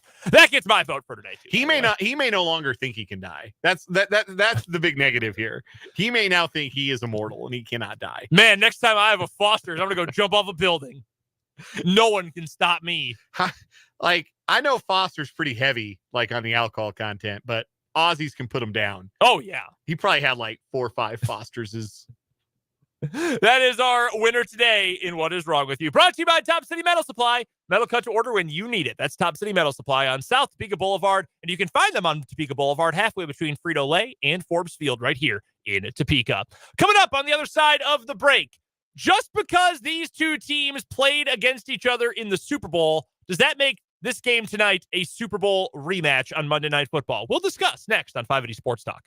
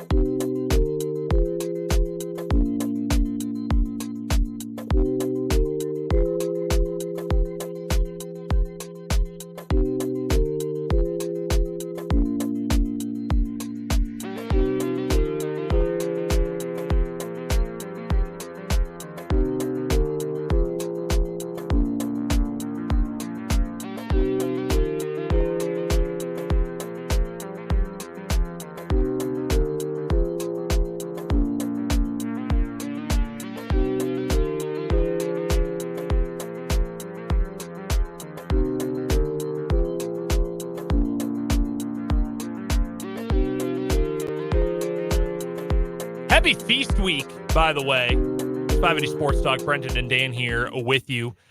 preseason, well, they don't really call them preseason tournaments anymore, but non-conference tournaments going on around college basketball this week. The Maui Invitational going on right now from Honolulu this year, the Stan Sheriff Center, because of the unfortunate destruction that happened in Maui due to the devastating wildfire earlier this year.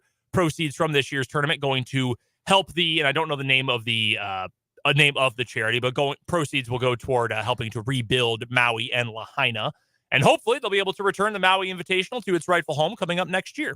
Purdue is losing to Gonzaga, number 2 versus number 11. The field for Maui is stacked this year. Really it is insane. KU. Tennessee beat Syracuse. Yes. Earlier today in the first game.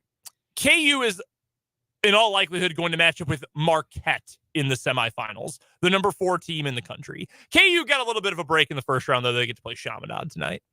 Yeah, that's unless Ralph Sampson is your center, that's a free pass into the semifinals. I didn't know Rick Carlisle was also on that Virginia team. Yes, he was. I was unaware of that until recently. Very good player, Rick Carlisle. Very good player. Yeah, had a little NBA career. Yeah, really good player. Decent coach. Yes, NBA champion. Found some success there. Yeah. Basketball lifer. If I gave you KU and 42.5 points, you taking that over the Silver Swords? Probably. No KJ Adams. Well, probably no KJ Adams. Yeah, still take KU. If KU wanted, they could get 50 points for Hunter Dickinson in this game. Yeah, I think Self probably throttles back. I think he'll get the walk-ons a lot of playing time. Get Jamari McDowell a lot of playing time. Yeah. I would play him a lot no matter what. Yeah, that'd be good. Yeah, like that's not like I'm not trying to lump Jamari in with the walk-ons. I think they need to see more from him because what he gave him against Kentucky was valuable. And so let's see what else he can give you. Honestly, there's probably some legitimate value if you put Parker Brown on the floor for a decent amount of the second half and let Jamari McDowell kind of be the guy. Like, okay, yeah, Jankovic get out there and Wilder Evert, like the walk-ons get out there. But like, let's see what you can do with some real playing time here. Like if we've already seen him in a big moment, made those free throws against Kentucky, but let's see what you can do here if you are kind of the guy for a little bit, because I think he's a 4-year player and you're going to want him to be in some big moments later in his career. Yeah, this would be a good night to maybe restore some confidence for El Marco Jackson, maybe get some shooting confidence back for Nick Timberlake, continue to develop Johnny Furphy. Like, yeah, it'll help you. I mean, ideally in a tournament like this, you get 3 games that test you, and like the result is less important than the challenge and what you learn about your team. I think any coach in this event would tell you the same. But if you're going to play Chaminade, you may as well beat Chaminade, and you may as well take what you can that's positive from playing a Division II opponent in this tournament. Really quickly, because we'll get to the Jason Kelsey, Travis Kelsey stuff in a moment here. K-State also played this weekend. Yes, they did. They won on Friday in a game you heard right here on 580 WIBW that ate half of our high school broadcast, but that is okay. Yeah. I'm over it at this point. Kind of, not really. They also played yesterday against Miami, who's really good. Yes. Miami is a dang good team. And they into the top 10. They moved into the top 10 in the AP Top 25 this week. They were 12th going into yesterday. They're awesome. Like they're really good. They're good inside and out. They shoot the ball. They're athletic. They defend like crazy. Like K-State's 2 losses are 2 really good teams. I know USC's got a bad loss. I forget who they got beat by. Somebody had no business losing to, but they didn't have 2 of their 3 best guards in that game. They didn't have Boogie Ellis. They didn't have Kobe Johnson in the game they lost to somebody. Speaking of Kansas State basketball, they lost to UC Irvine. Yes, they lost to UC Irvine. That's who it was. But like if you watched it, maybe you turned it on. If you were a K-State fan, you watched the first half and you watched Nigel Pack make horse shots for the first 20 minutes. And maybe you left kind of disgusted and maybe feeling like, man, this K-State team isn't any good. They can't get stops. They're not making any threes. They're turning the ball over too much. This is really bad. If you watched them in the second half, water found its level for Miami, and K-State made a run. They got it to within, I think, 8 at one point. It was a little too late, but I think it's a valuable for K-State to be playing these games. And they were even more shorthanded yesterday because Day Ames didn't play. Yeah. And it's pretty clear that Day is one of their more important guys, even as a freshman. And he didn't play because Garway Dual punched him in the face. Yeah, what a Like, What a ridiculous he didn't play situation. because somebody else punched him. It was stupid. Yeah. But like Miami's better than K-State, and they're a lot better than a shorthanded K-State. But I think Miami's better than USC too by a sizable margin. Yes, it's the best team that K-State has played. But I think saw some good things from K-State in that game. A lot of fight back in the second half. Like that's a hallmark of a well-coached program with good leadership, because they could have packed it in and gone through the motions in the final 20 and said, hell with it. We're going to just enjoy the Bahamas and try and get out of here without getting hurt. And we lose by 15. Who cares? And they didn't accept their fate. They played their tails off in the second half. Yeah. And I think that, Kaluma's getting more settled. Perry's getting more settled. And I think they're still a good basketball team there. But that first half was thoroughly unpleasant if you were a K-State fan, because not only was it Miami shooting the bejesus out of the ball, it was a former K-Stater shooting the bejesus out of the ball. And not like, Jerome Tang didn't run him off. Like, there's but so upset you can be at Nigel Pack for leaving when he left. We saw the payday. Yeah. it is what it is. Yeah. But maybe a tough pill to swallow that first half. But if you hung with it for all 40 minutes, I think you saw some positives for Kansas State. And again, 2 losses early on, but I'd rather have 2 losses to really good teams where you learn something about your team than have the cupcakes that K-State kind of got to run through last year before they got to Big 12 play. This is going to help K-State so much more come the start of Big 12 play than playing, pardon the disrespect, but like Alcorn State and, so-and-so else. This is how, if K-State wants to be one of the big dogs in the Big 12, and it's got that potential to be, you've got to play non-conference games like this, and I'm glad they are. It's why Iowa State, despite every year going 13-0 to open the season, they proved to not be a real serious contender in the conference because they're not ready for it. They loaded up their schedule with a bunch of cupcakes, and then look what happens in Big 12 play. Hey, don't knock the SWAC. SWAC's dangerous. Just ask Mizzou. That's true. Missouri, that is awesome. Missouri lost to Jackson State yesterday, in case you missed that. Dennis Gates, the Missouri head coach, after the game said, first of all, Jackson State's the best 0-5 team in the country, which is true because they were the only 0-5 team in the country until they beat Missouri, an SEC team, yesterday. So funny. All right, let's get to this real quick from the New Heights podcast. It's the Kelsey Bowl tonight, obviously.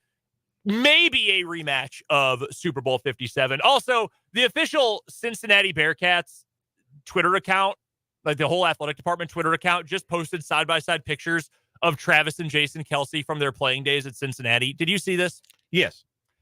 It's very funny. Travis's face looks exactly the same, but he's rocking an unbelievable hairdo. Like, he could have performed in the Monkees in 1965 with this hairdo.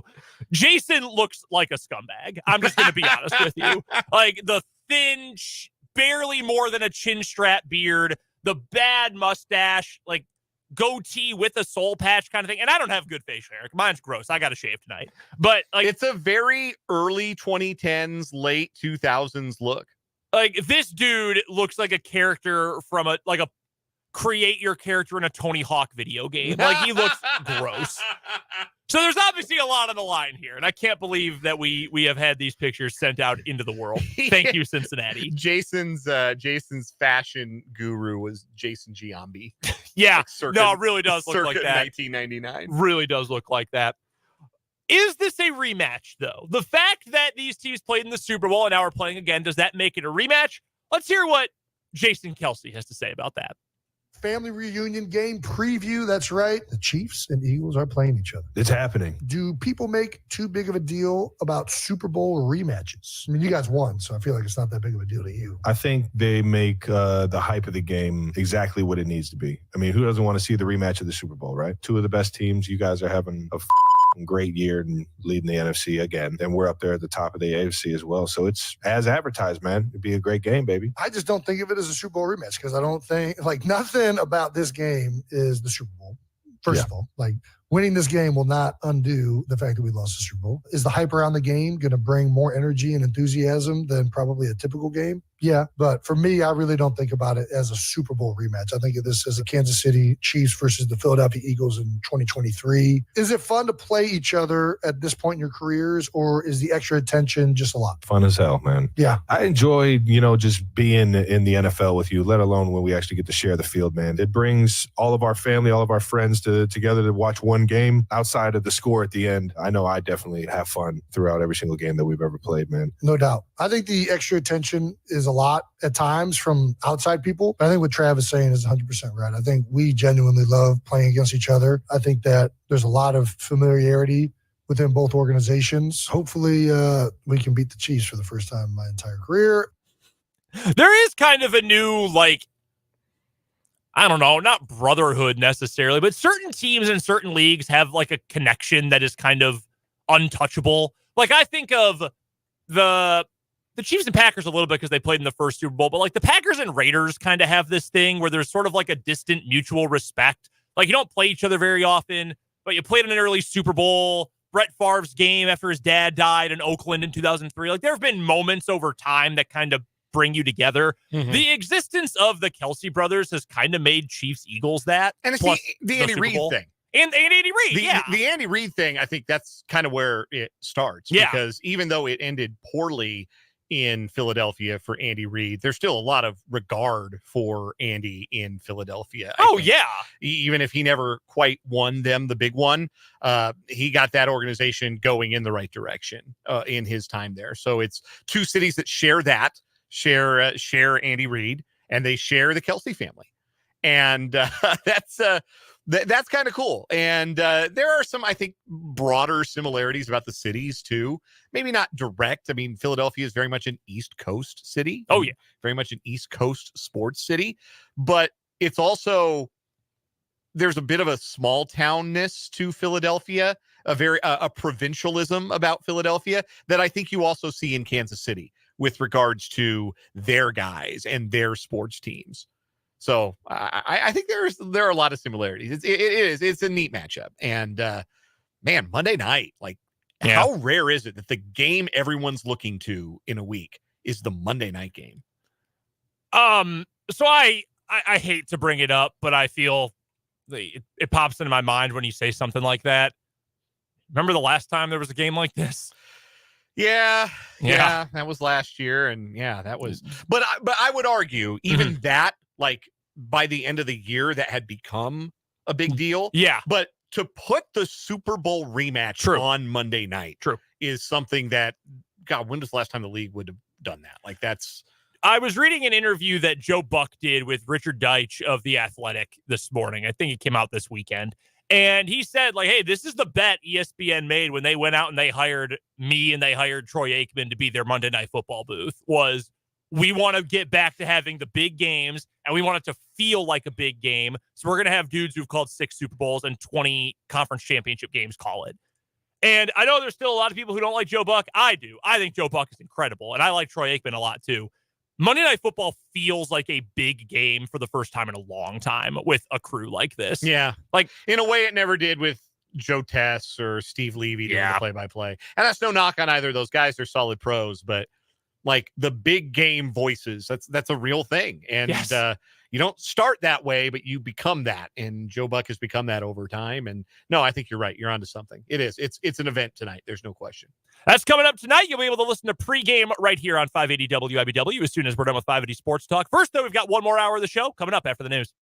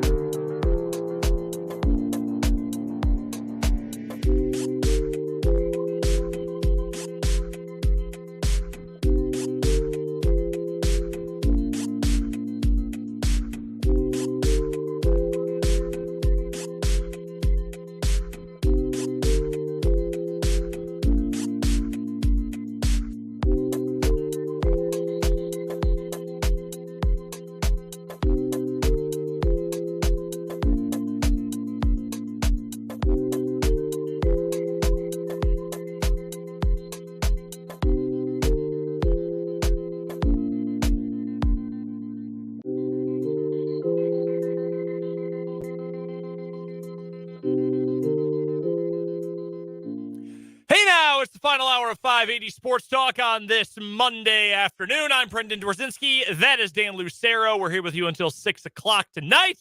That is when we will send things over to the Chiefs Radio Network to get ready for Chiefs-Eagles tonight.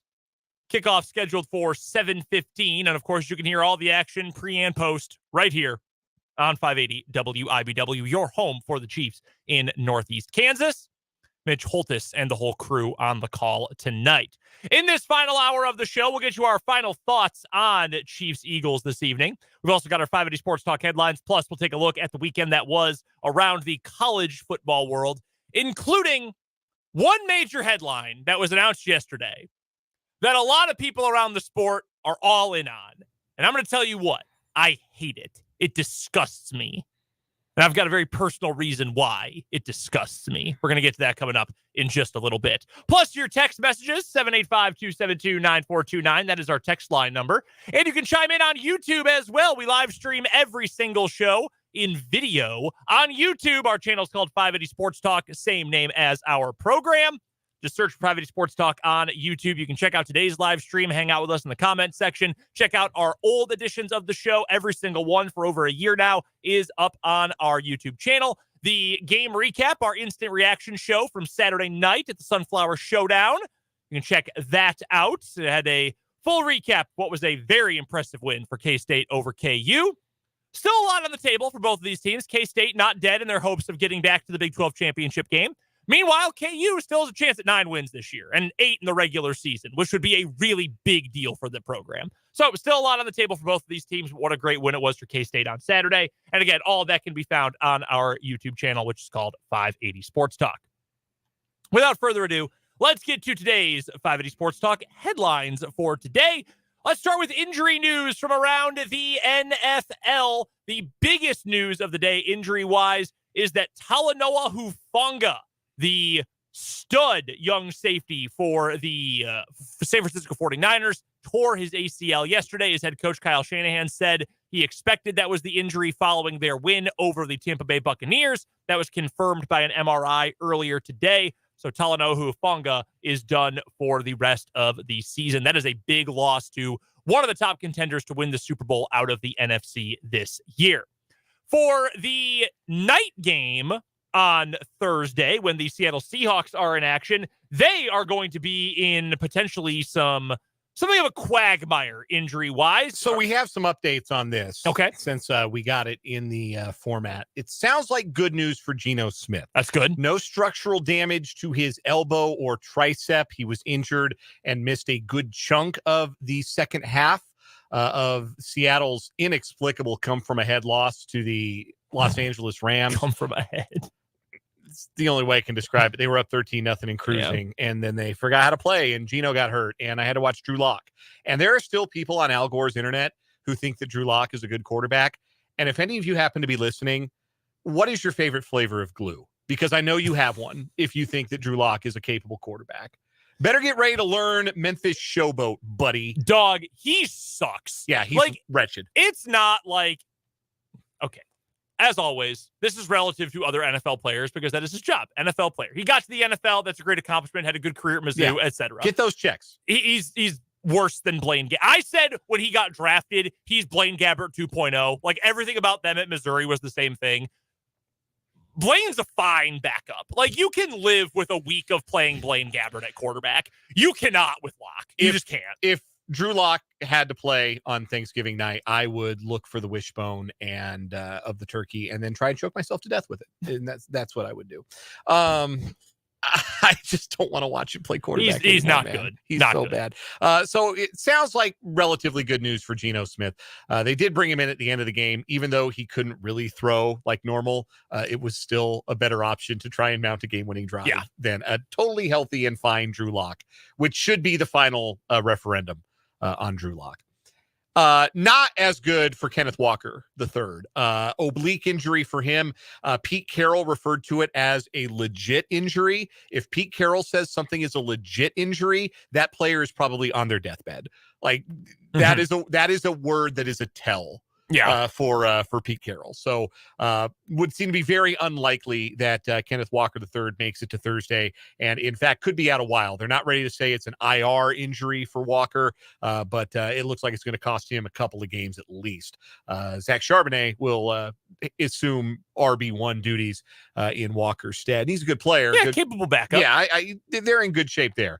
RB2 much better than QB2, but banged up, not what you want to be going into a game against a 49er team that has very clearly rediscovered their mojo. That will be the night game on Thanksgiving, 7:20 kickoff. That game will be played at Lumen Field in Seattle. The early game on Thanksgiving, the Detroit Lions, who came from behind to beat the Chicago Bears. You should never have to say that in 2023, but they had to do that to come back and beat the Bears yesterday. They are in mostly good shape. Their opponents on Thanksgiving, the Green Bay Packers, maybe not so much. Packers beat the Chargers yesterday in very funny fashion.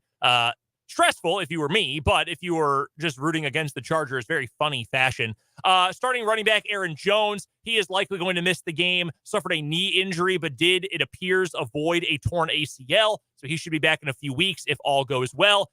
The third string running back for the Packers as well, Emmanuel Wilson, got about 3 snaps and then hurt his shoulder and was eliminated from yesterday's game, leaving just one running back on the Packers roster. That's A.J. Dillon. So they went out and they signed Patrick Taylor, who had previously played for the team this year, and signed former Jaguar and Jet James Robinson to the Packers practice squad.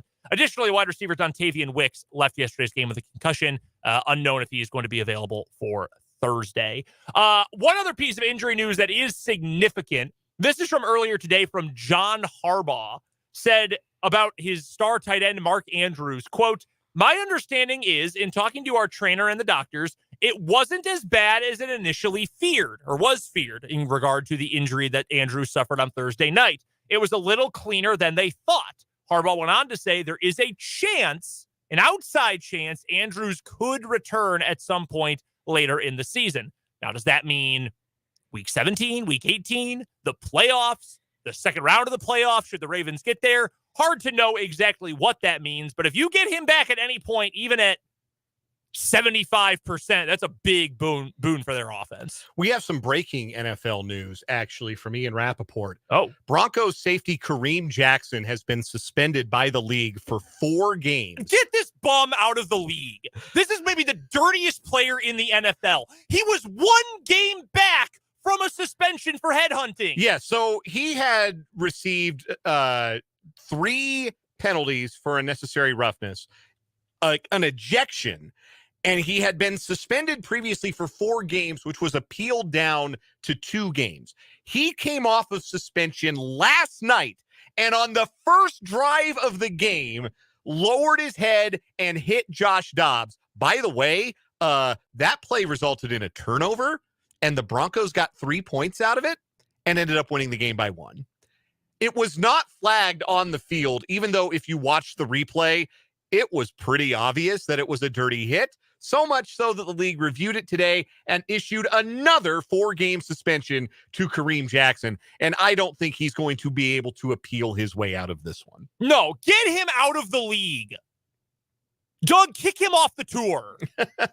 So, like this, you can't have this. And by the way, we were talking about officials earlier, and officials don't completely determine games and all of that. Yes, that is all still fair. How do you miss this in person? How in the world? Like in college, they would put you under the jail for a targeting penalty if they saw this. Like he's launching into Dobbs, the quarterback, who's supposed to be a protected class, even though he was a runner on the play. It's still the quarterback, right? Mm-hmm. And they take care of quarterbacks in this league. Well, if you look a certain way, they take care of you if you're a quarterback. Ask Cam Newton how well they took care of him. But aren't you looking for it from that guy in particular? If you're on the officiating crew, don't you know, hey, this guy's got a history of headhunting. If he's around the ball, we got to watch him. We got to keep an eye on him and see how he hits. And he just launches himself headfirst into Dobbs.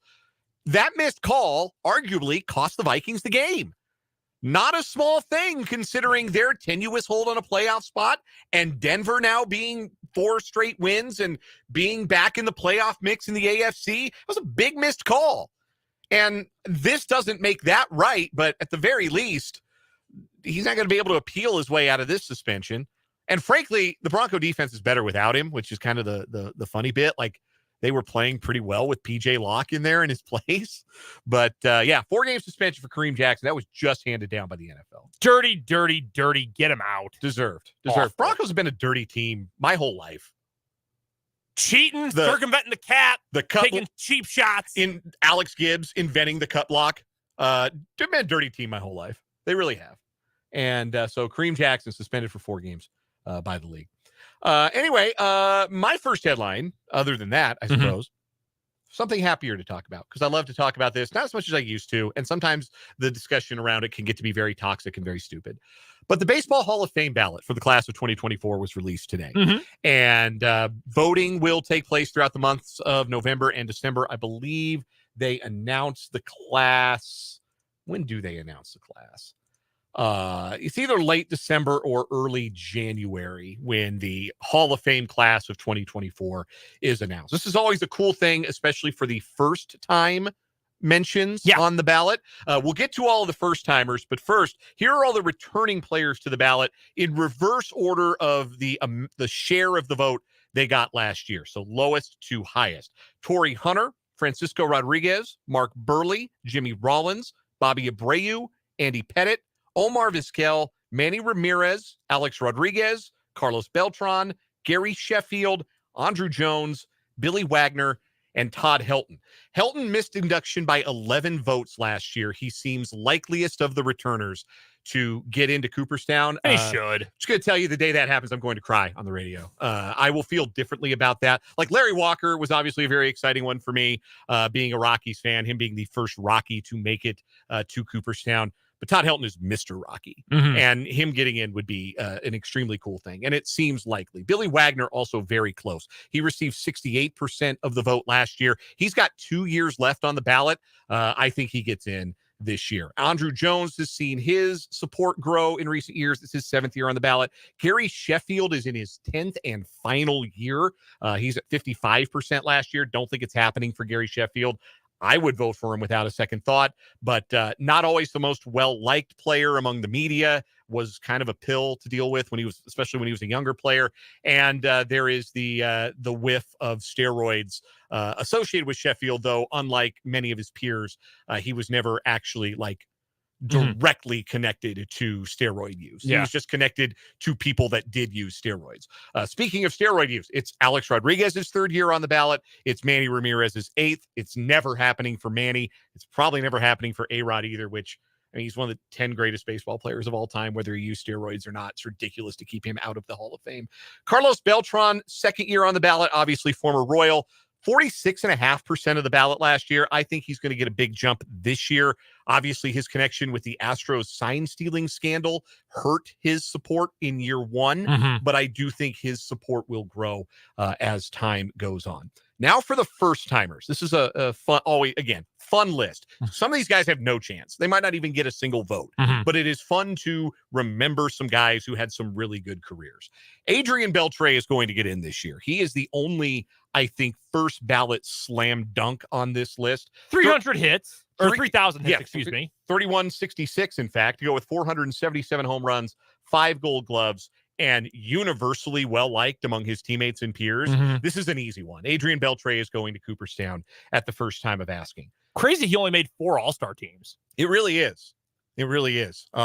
Interesting career, because he had the 48 home runs in his final year with the Dodgers. He had his breakout year. Then he went to Seattle, which is a tough park to hit in, and he didn't really produce offensively. And the thought was, well, maybe he's just not a very good offensive player. Maybe he just had a really good contract year. Yeah. Then he went to Boston, raked for a year. Then he went to Texas, good hitting environment, and he was great the rest of his career. Yeah. So, awesome player, extremely likable guy. Adrian Beltre is going to the Hall for sure. Joe Mauer on his first year on the ballot, 3 batting titles and an MVP as a catcher. I think that's a Hall of Fame resume, even if concussions shortened his career and certainly shortened it behind the plate. I think Joe Mauer's got a good case, but I don't think he's getting in year 1. I think Chase Utley has a great Hall of Fame case, longtime second baseman for the Phillies. I don't think he's getting in year 1, but doesn't have the counting stats, but did hit 259 home runs and was a big postseason performer for a World Series champion in 2008. David Wright, first year on the ballot, longtime New York Met, career cut short by injuries. If not for that, maybe he'd be a Hall of Famer, but a career 296 hitter with 242 home runs. Bartolo Colon, 247 career wins, a 4.12 ERA, which would be the highest of any Hall of Fame pitcher. Really? Yes, if he were to get in. He's not going to get in, but a fondly remembered player by a lot of baseball fans. So it's fun to see Bartolo's name on the ballot. Matt Holliday, personal favorite of mine, former Rocky and Cardinal. His first year on the ballot, a lot better player than you remember. Over 2,000 hits, 316 homers, 1,220 RBI, and a son who might be a better player than he is. Also, first year on the ballot, Adrian Gonzalez. He was number 1 overall pick in the Major League draft. Never played for the team that drafted him. The Marlins traded him to the Rangers for Ugeth Urbina, who helped them win a World Series and later went to prison for murder. Not a nice guy, Ugeth Urbina. Anyway. Rings, though. Yes. Yeah, it worked out for the Marlins. They got a title out of it. Urbina helped them a lot, but Gonzalez went on to an excellent career, most notably with the Padres, Red Sox, and Dodgers.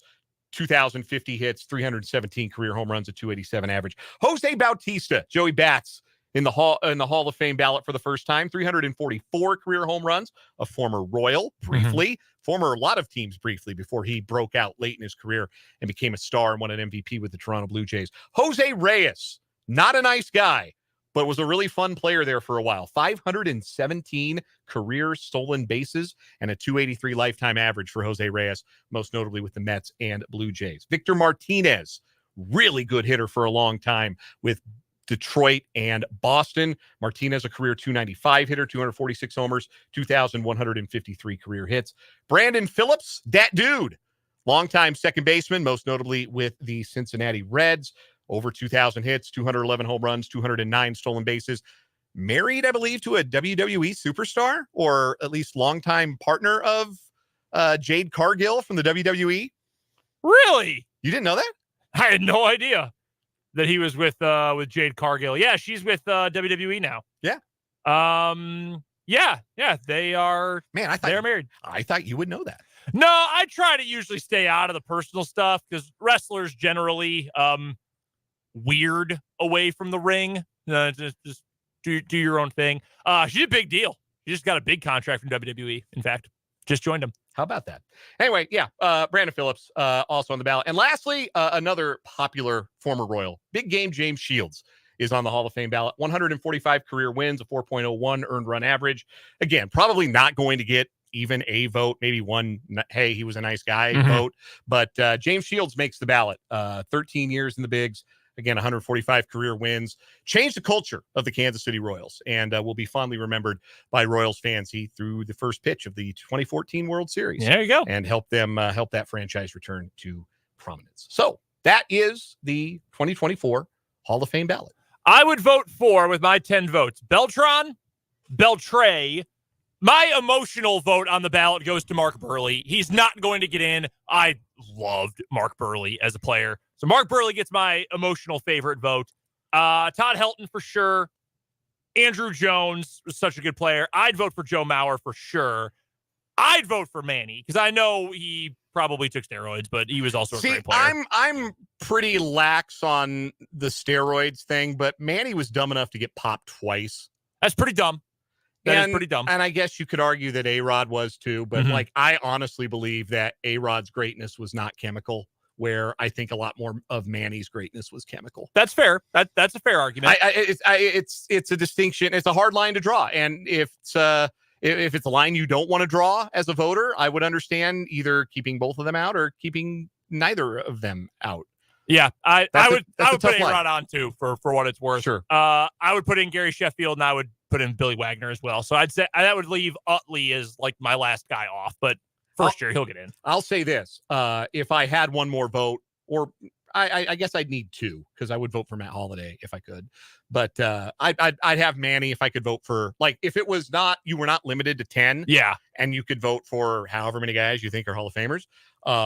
I would probably put Manny on my ballot, but I would vote for Abreu, Beltran, Beltre, Helton, Andrew Jones, Mauer, A-Rod, Sheffield, Utley, and Wagner. Those would be my 10. Next headline for me, this one coming from the MIAA. Some very interesting news today from the best conference in all of Division II. The Mid-America Intercollegiate Athletic Association's CEO Council today, this is from their press release, approved a request from Northeastern State University, the Riverhawks, to temporarily pause its MIAA football membership to compete as an NCAA Division II independent. Last week, the MIAA approved Northeastern State's request to compete in football as an independent. Northeastern State will remain committed to the MIAA in the 9 remaining will remain committed to MIAA membership in the 9 remaining Division II teams the university sponsors. So they're going to be MIAA for everything else, but their football program is really bad. They need to work on it. They need to fix it. So they're going to compete as an independent for a little while. They will begin that starting with next season. Since next season's football schedule is already out and completed, those games are going to count as non-conference games for Washburn, Emporia State, etc. Those schools will be allowed, like they were with Lincoln this year, to remove Northeastern State from their schedule for a true non-conference game if they're able to find one. Schedules for 2025 and 26 will be approved soon. They will not include Northeastern State. Following 2025, Northeastern State and the MIAA CEO Council will reassess the state of that school's football program to determine its status going forward. I've never seen this before. And I know D2 is obviously different than D1 for many reasons. That's very odd. And probably for the best for Northeastern State because they do have a bad football program.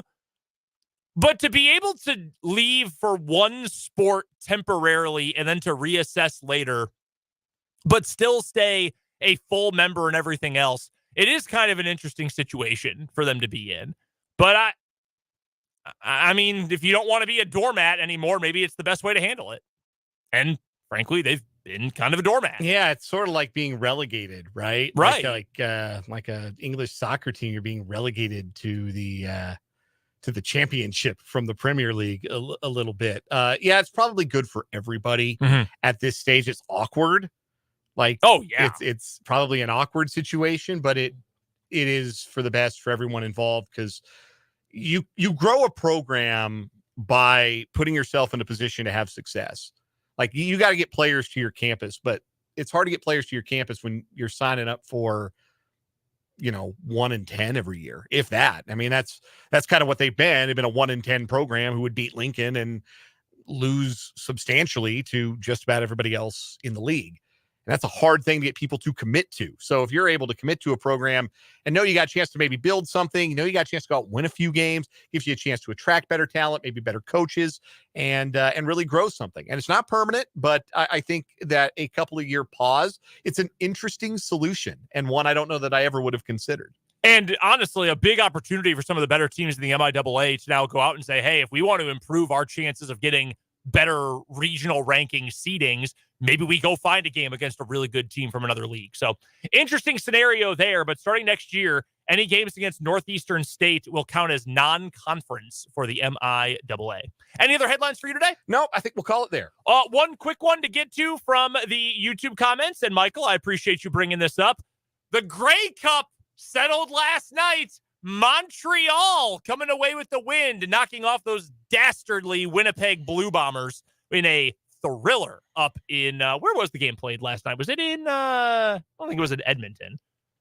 I don't remember where they played the game last night, but nonetheless, always a fun game, the Grey Cup final. And former Washburn Ichabod JJ Letcher is a Grey Cup champion. How about that? Imagine how good they would have been if they had just played him all year. There was no need to not play him for the first several weeks of the season after they had signed him. Are you going to give us CFL depth chart talk here? Yeah, his first game, he returned a missed field goal for a touchdown. Yeah, 120 yards. He did. Come on. Anything that means Winnipeg loses, though, is A-okay by me. So shout out to the Owls, their first championship since 2010. Who was their quarterback? Jeremiah Masoli. Anthony Calvillo. Yeah, the greatest of all time, Anthony Calvillo. Yeah, in Canada, anyway. My knowledge of I wouldn't be very good at a CFL immaculate grid. Let me just say that. Was Masoli out of college by that point?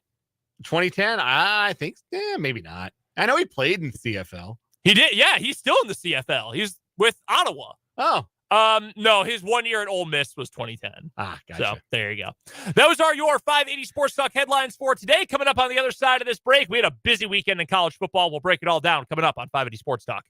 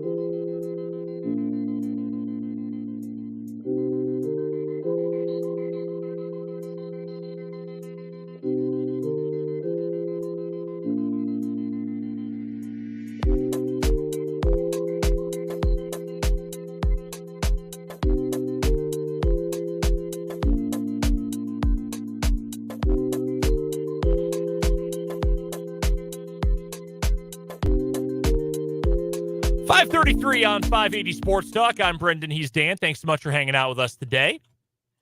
Got Chiefs football coming up tonight. 7:15 kickoff, 6 o'clock pregame start time on the Chiefs radio network, right here on 580 WIBW. 8 o'clock tonight, Kansas Jayhawks basketball also in action. Not on our airwaves, obviously, but they will be taking on the Silver Swords of Chaminade. Do you know what a silver sword is? Is it a kind of fish? It is a plant. It is a plant native to Hawaii. I believe it's an old wooden ship. San Diego. They look really cool, but I mean their logo is super cool, but they look very cool because the little barbs or leaves, I guess, they are silver and well, they look like swords. College football, busy weekend this weekend. Obviously, our big local story, the Sunflower Showdown, K-State knocking off KU in what was a thriller at David Booth, Kansas Memorial Stadium. Outside of that, biggest game of the weekend for you was what? Outside of that, probably Washington beating Oregon State. In a slop fest of a game. Yeah, it was rainy and gross, and Washington didn't even score the entire second half. But they found a way to hold on, and that's kind of been the theme of this season, that the best teams aren't stepping on the rake. Like, usually one of the teams that we would consider a playoff contender at this point would have suffered some kind of loss, some sort of upset loss. Somebody would have given their best shot and come out with a victory against a Florida State or a Washington or an Ohio State or a Michigan or a Georgia, and it just hasn't happened. And so we've got 5 unbeaten teams that all right now would have very compelling cases to be in the playoff. And after Saturday, it's going to be down to at least 4. We know that because Ohio State and Michigan play. And the way this season is shaken out, the loser of that game, like if you'd asked me in week 6, I would have said both of those teams are going to the playoff. The loser is probably going to backdoor their way in. I no longer think that. There just won't be room in a 14 playoff. Not if there's a chance that a one-loss Alabama is an SEC champ or one-loss Texas is a Big 12 champ. They're gonna have preferential treatment over the Ohio State Michigan loser.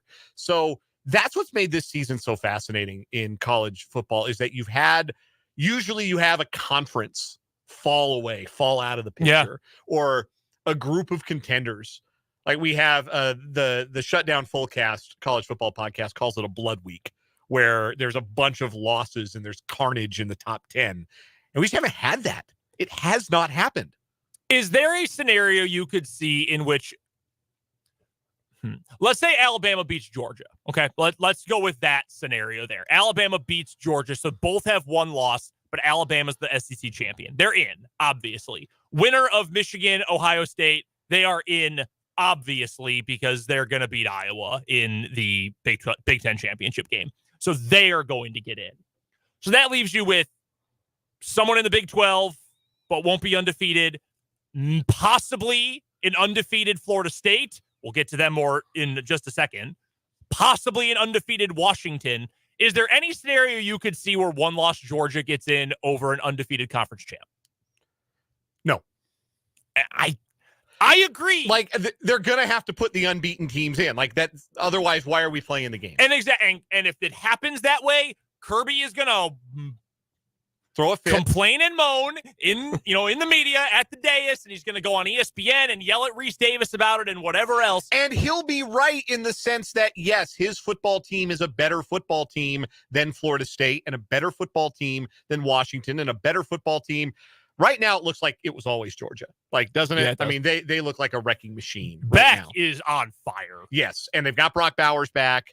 They're not even all the way healthy because Ladd McConkey's not back yet, but they got Brock Bowers as their most important offensive weapon back. Yeah, they look like a machine. Even at 12-1, even if Alabama gets them in the SEC championship game, yes, Georgia's better than Washington. Georgia, like if they played on a neutral field, you'd make Georgia a 10-point favorite, I think. At least 7.5. Yeah. You would make Georgia a substantial favorite over Florida State. You would make Georgia a favorite probably over Michigan. But the games have to mean something. They have to matter. They have to. Otherwise, there's no point. Otherwise, just pick 10 teams and play a round robin and find a champion. Yeah. Right? There's no other. They have to matter. They have to. Yeah. Florida State's an interesting case here. They cruised over North Alabama, but they lost Jordan Travis, who had a nasty, nasty injury. And you just feel awful for him. Mark mentioning on YouTube, he feels bad for him. I don't know how you couldn't just feel for a guy who's given so much to Florida State after transferring from Louisville early in his career. Has been awesome. A dark horse for Heisman this year, but a great final season of eligibility. I mean, you don't know what his career in the NFL is going to look like, period. Certainly not after an injury like this. I know they say they don't take these things into consideration, but I figure humans have biases, and they know what they know and know what they've seen, and I have a hard time thinking that if push comes to shove, damn, they're on their backup quarterback who never plays isn't going to come into play here. Yeah, it's so it's the Kenyon Martin thing, right? Right. Where Kenyon Martin, if you remember, National Player of the Year in college basketball in 2000, and Cincinnati was cruising toward number 1 seed, and Kenyon Martin broke his leg in the Conference USA tournament and wasn't going to play the rest of the season. There was a lot of debate about, okay, well, what do we do about Cincinnati? What do we do about the Bearcats? Do we make them a number 1 seed because they would have earned that on merit? Or do we not give them the number 1 seed because we have to judge them based on what they are now? I am trying to pull up their Wikipedia here. At the end of the day, they ended up a number 2 seed. They did not get the number 1 seed that they would have gotten, and the committee docked them because they did not have Kenyon Martin. And they ended up losing the second round to Tulsa. They lost to a 7 seed in the second round. But it is amazing. If you ask anyone who was around for that, or anyone, I think Bill Self said something to this effect at Big 12 Media Day this year. Like, everyone knows Cincinnati's winning a national title if Kenny Martin plays. Like, they were the team to beat if he's there. They were awesome. They were 28-2. And going into the conference, it was 3 minutes into their first round game, Kmart broke his leg. And they lost that game to St. Louis. So they lost their first conference tournament game. And the committee decided, look, we have to evaluate them based on the personnel that they have, Mhm. not based on what they've done, because this is such a significant loss. And that would be the one team that, even if they manage to go 13-0, that if the committee's choice is between like 12-1 Georgia, let's say, or a 13-0 Florida State without their quarterback, that's one where I could see them saying, well, Georgia is probably better than Florida State because we have to evaluate Florida State on their current merits. Yeah. That being said, if Florida State beats, who are they going to play? North Carolina or Louisville? It's Louisville, right? In the Louisville, ACC, yeah. If they beat Louisville, who's legitimately excellent in the ACC championship game with their backup quarterback, who's a veteran backup. It's not like they throw in a true freshman in there. That Tate Rodemacher's been there for 2 years. Mhm. If they win that game, then I think you have to evaluate them as a team that plugged in a new piece and kept it rolling. Real quick, just a couple of other lingering thoughts from the weekend. Speaking of the ACC, you didn't get a chance to defend your pick because you were in Quincy doing Washburn women's basketball on Friday, but we were going through our picks on the show, and I saw you had North Carolina plus 7.5, and I was like, man, I wouldn't have touched this pick if my life depended on it, because North Carolina in a meaningful game, I can't do it. I could not do it. And then they lost by 11 Yes. to the worst Clemson team in a decade. Yeah, Clemson stopped shooting themselves in the foot, and they're playing better football. That's probably not a coincidence. Yeah. But their biggest problem wasn't necessarily a lack of talent. It was just not executing, and now they're executing and playing better football down the stretch. And North Carolina did what North Carolina does in big game. I just thought a touchdown plus the hook was too many points to hang for this Clemson team. You'd think. Against Drake May. Like, and Yeah, I thought, right. you know, you give me that many points with Drake May, I'm going to take them. But yeah, good credit to Clemson. Also, man, James Madison. Oh, that's tough. Losing in overtime to App State. App State, I mean, such a good program. I know a lot of people down there don't love their head coach, Sean Elliott, but that's just such a good program. It's been so good for so long, back to their FCS days. And they can still get a bowl. I mean, it's still going to be an 11-1 season in all likelihood for James Madison. And if there aren't enough bowl-eligible teams, they'll get in. Mm-hmm. But, man, you can't really do the whole, we're going to hang a national championship banner for going undefeated and the NCAA screwed us thing if you go 11-1. Yeah, that hurts. With a home loss when you had game day. Missed opportunity. Yeah. That's tough. Any other lingering standout headlines for you from the weekend? Let's talk about the return of the Apple Cup, because I know you have thoughts about this. I do. So yesterday, I believe it was, yes, University of Washington and Washington State announced that the Apple Cup rivalry will continue beyond 2023. They've signed an agreement to play the next 5 seasons, despite Washington joining the Big 12 and Washington State, for next year at least, going to compete in a 2-team conference, it sounds like. They've signed an agreement to play the next 5 years. It's 2 in Pullman, 2 in Seattle, I believe. So the first one next season will be at Lumen Field, where the neutral Seahawks site. play. Yeah, neutral site. Then it will alternate Pullman, Husky Stadium, Pullman, Husky Stadium. Okay. So they're going to end up playing 3 in Seattle, but 1 will be split gate. And this news was met with general applause and approval from the broader college football media, because one of the big downfalls or drawbacks of college football realignment is that we have lost rivalry games, that we are losing those old rivalries. And so maintaining a rivalry game, a classic rivalry, the Apple Cup, seems pretty cool to the neutrals. It does not seem pretty cool to Wazoo folks, including one of them that you're married to, Brendan. So I know you've got that connection to this, but I want to hear your case as to why this is bad.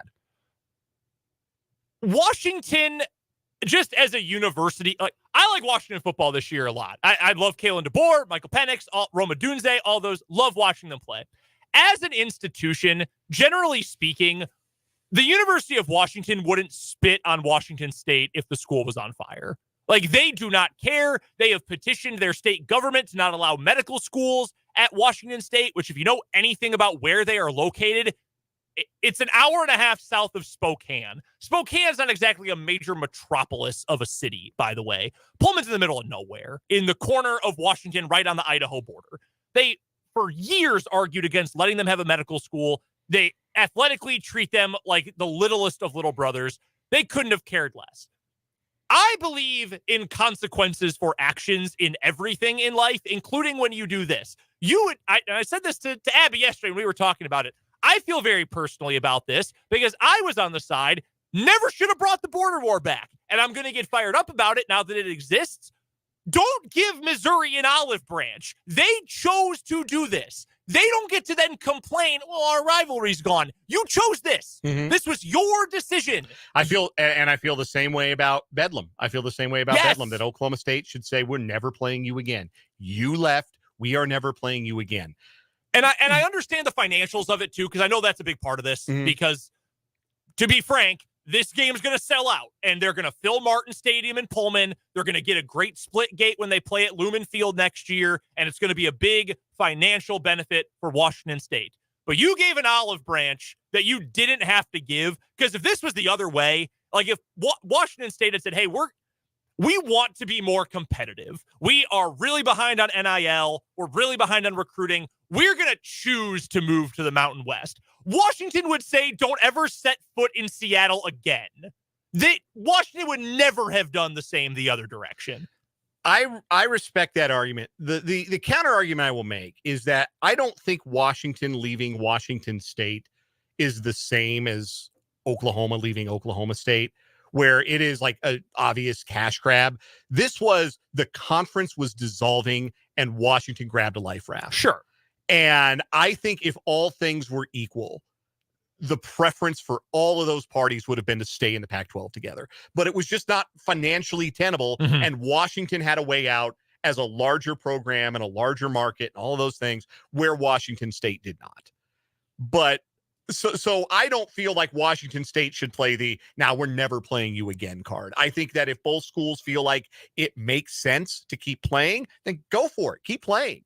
And it is good to see that there will be a rivalry that will continue, because there are good non-conference rivalries out there, like South Carolina, Clemson, Georgia, Georgia Tech, Florida State, Louisville, Kentucky. There are lots of really good rivalries like that persist. And I'm glad that Washington State will be one of them. But I do think that obviously you've got, and what people with Wazoo ties have a much more intricate understanding of what that relationship between the universities is beyond the athletic department. And so I think that's a good explainer for why it was met with the reaction it was met with, where the neutrals like, hey, cool, the Apple Cup. Wazoo fans were like, hell with this. Yeah. So I will say one point, because I obviously have an emotional response to this, and we do have to get a commercial here, but one point that does back up what you had to say, a writer for the Oregonian, their Oregon beat writer, in fact, also indicated this weekend Oregon and Oregon State are planning to continue they don't call it the Civil War anymore, but it's the Civil War. They're planning to also sign a contract to keep that game going, probably third weekend of September before conference play starts. So clearly there was something there that these schools, to back up your point, like they didn't want to split up, but realignment happened. They had to do what they had to do. Yeah. We do have to get to a quick break. We'll come back, get your final predictions for Chiefs-Eagles tonight. That's coming up on 580 Sports Talk.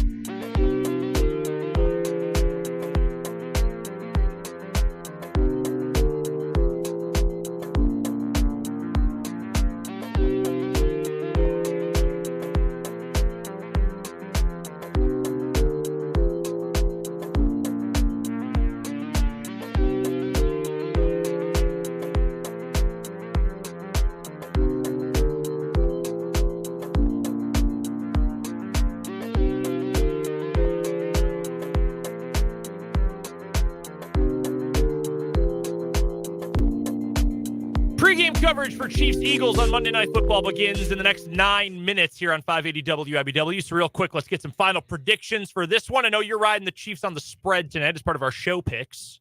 Sticking with that? Yeah.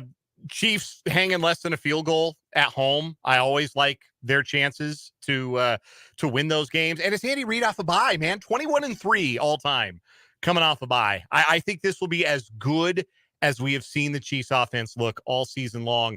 The conditions are ripe for it. A baying Arrowhead Stadium crowd, a rested and healthy team. I know the Eagles are going to be rested too, maybe not quite as healthy, but I think the conditions are right for the Chiefs to come out and show why they're the defending champs tonight. Yeah, I think the Chiefs are going to get this done. And the biggest reason why, they just always have the right game plan coming out of the bye. You give Andy Reid extra time to plan, normally it's going to work out. Would have worked out in week 1 after a whole offseason, except Kadarius Toney had the worst wide receiver game of all time and just kept dropping passes directly to the defense. I got a gut feeling about Toney tonight. I think he's going to make a play. Oh. I got a gut feeling. Oh. He's not my big chief. Like a gut feeling we're going to see Kadarius Toney make an impact on this game. I could see it. I mean, if we're going to lean into they're saving him to really ramp up in the back half of the season and into the playoffs, I think there's some value to that. By the way, the inactives are out for the Chiefs today. Richie James, Mike Caliendo, Malik Herring, BJ Thompson, and Neil Farrell. Why did they trade for Neil Farrell? I don't know. They got Keandre Coburn back. I don't know if you saw that. I did see that this weekend. He's back. He was waived by the Broncos after being there for about a cup of coffee, and now is back with the Chiefs. So I guess we're back on to that being a good draft pick again for Kansas City. We've got to get to one final break. We'll come on back, wrap things up with the final word here on 580 Sports Talk.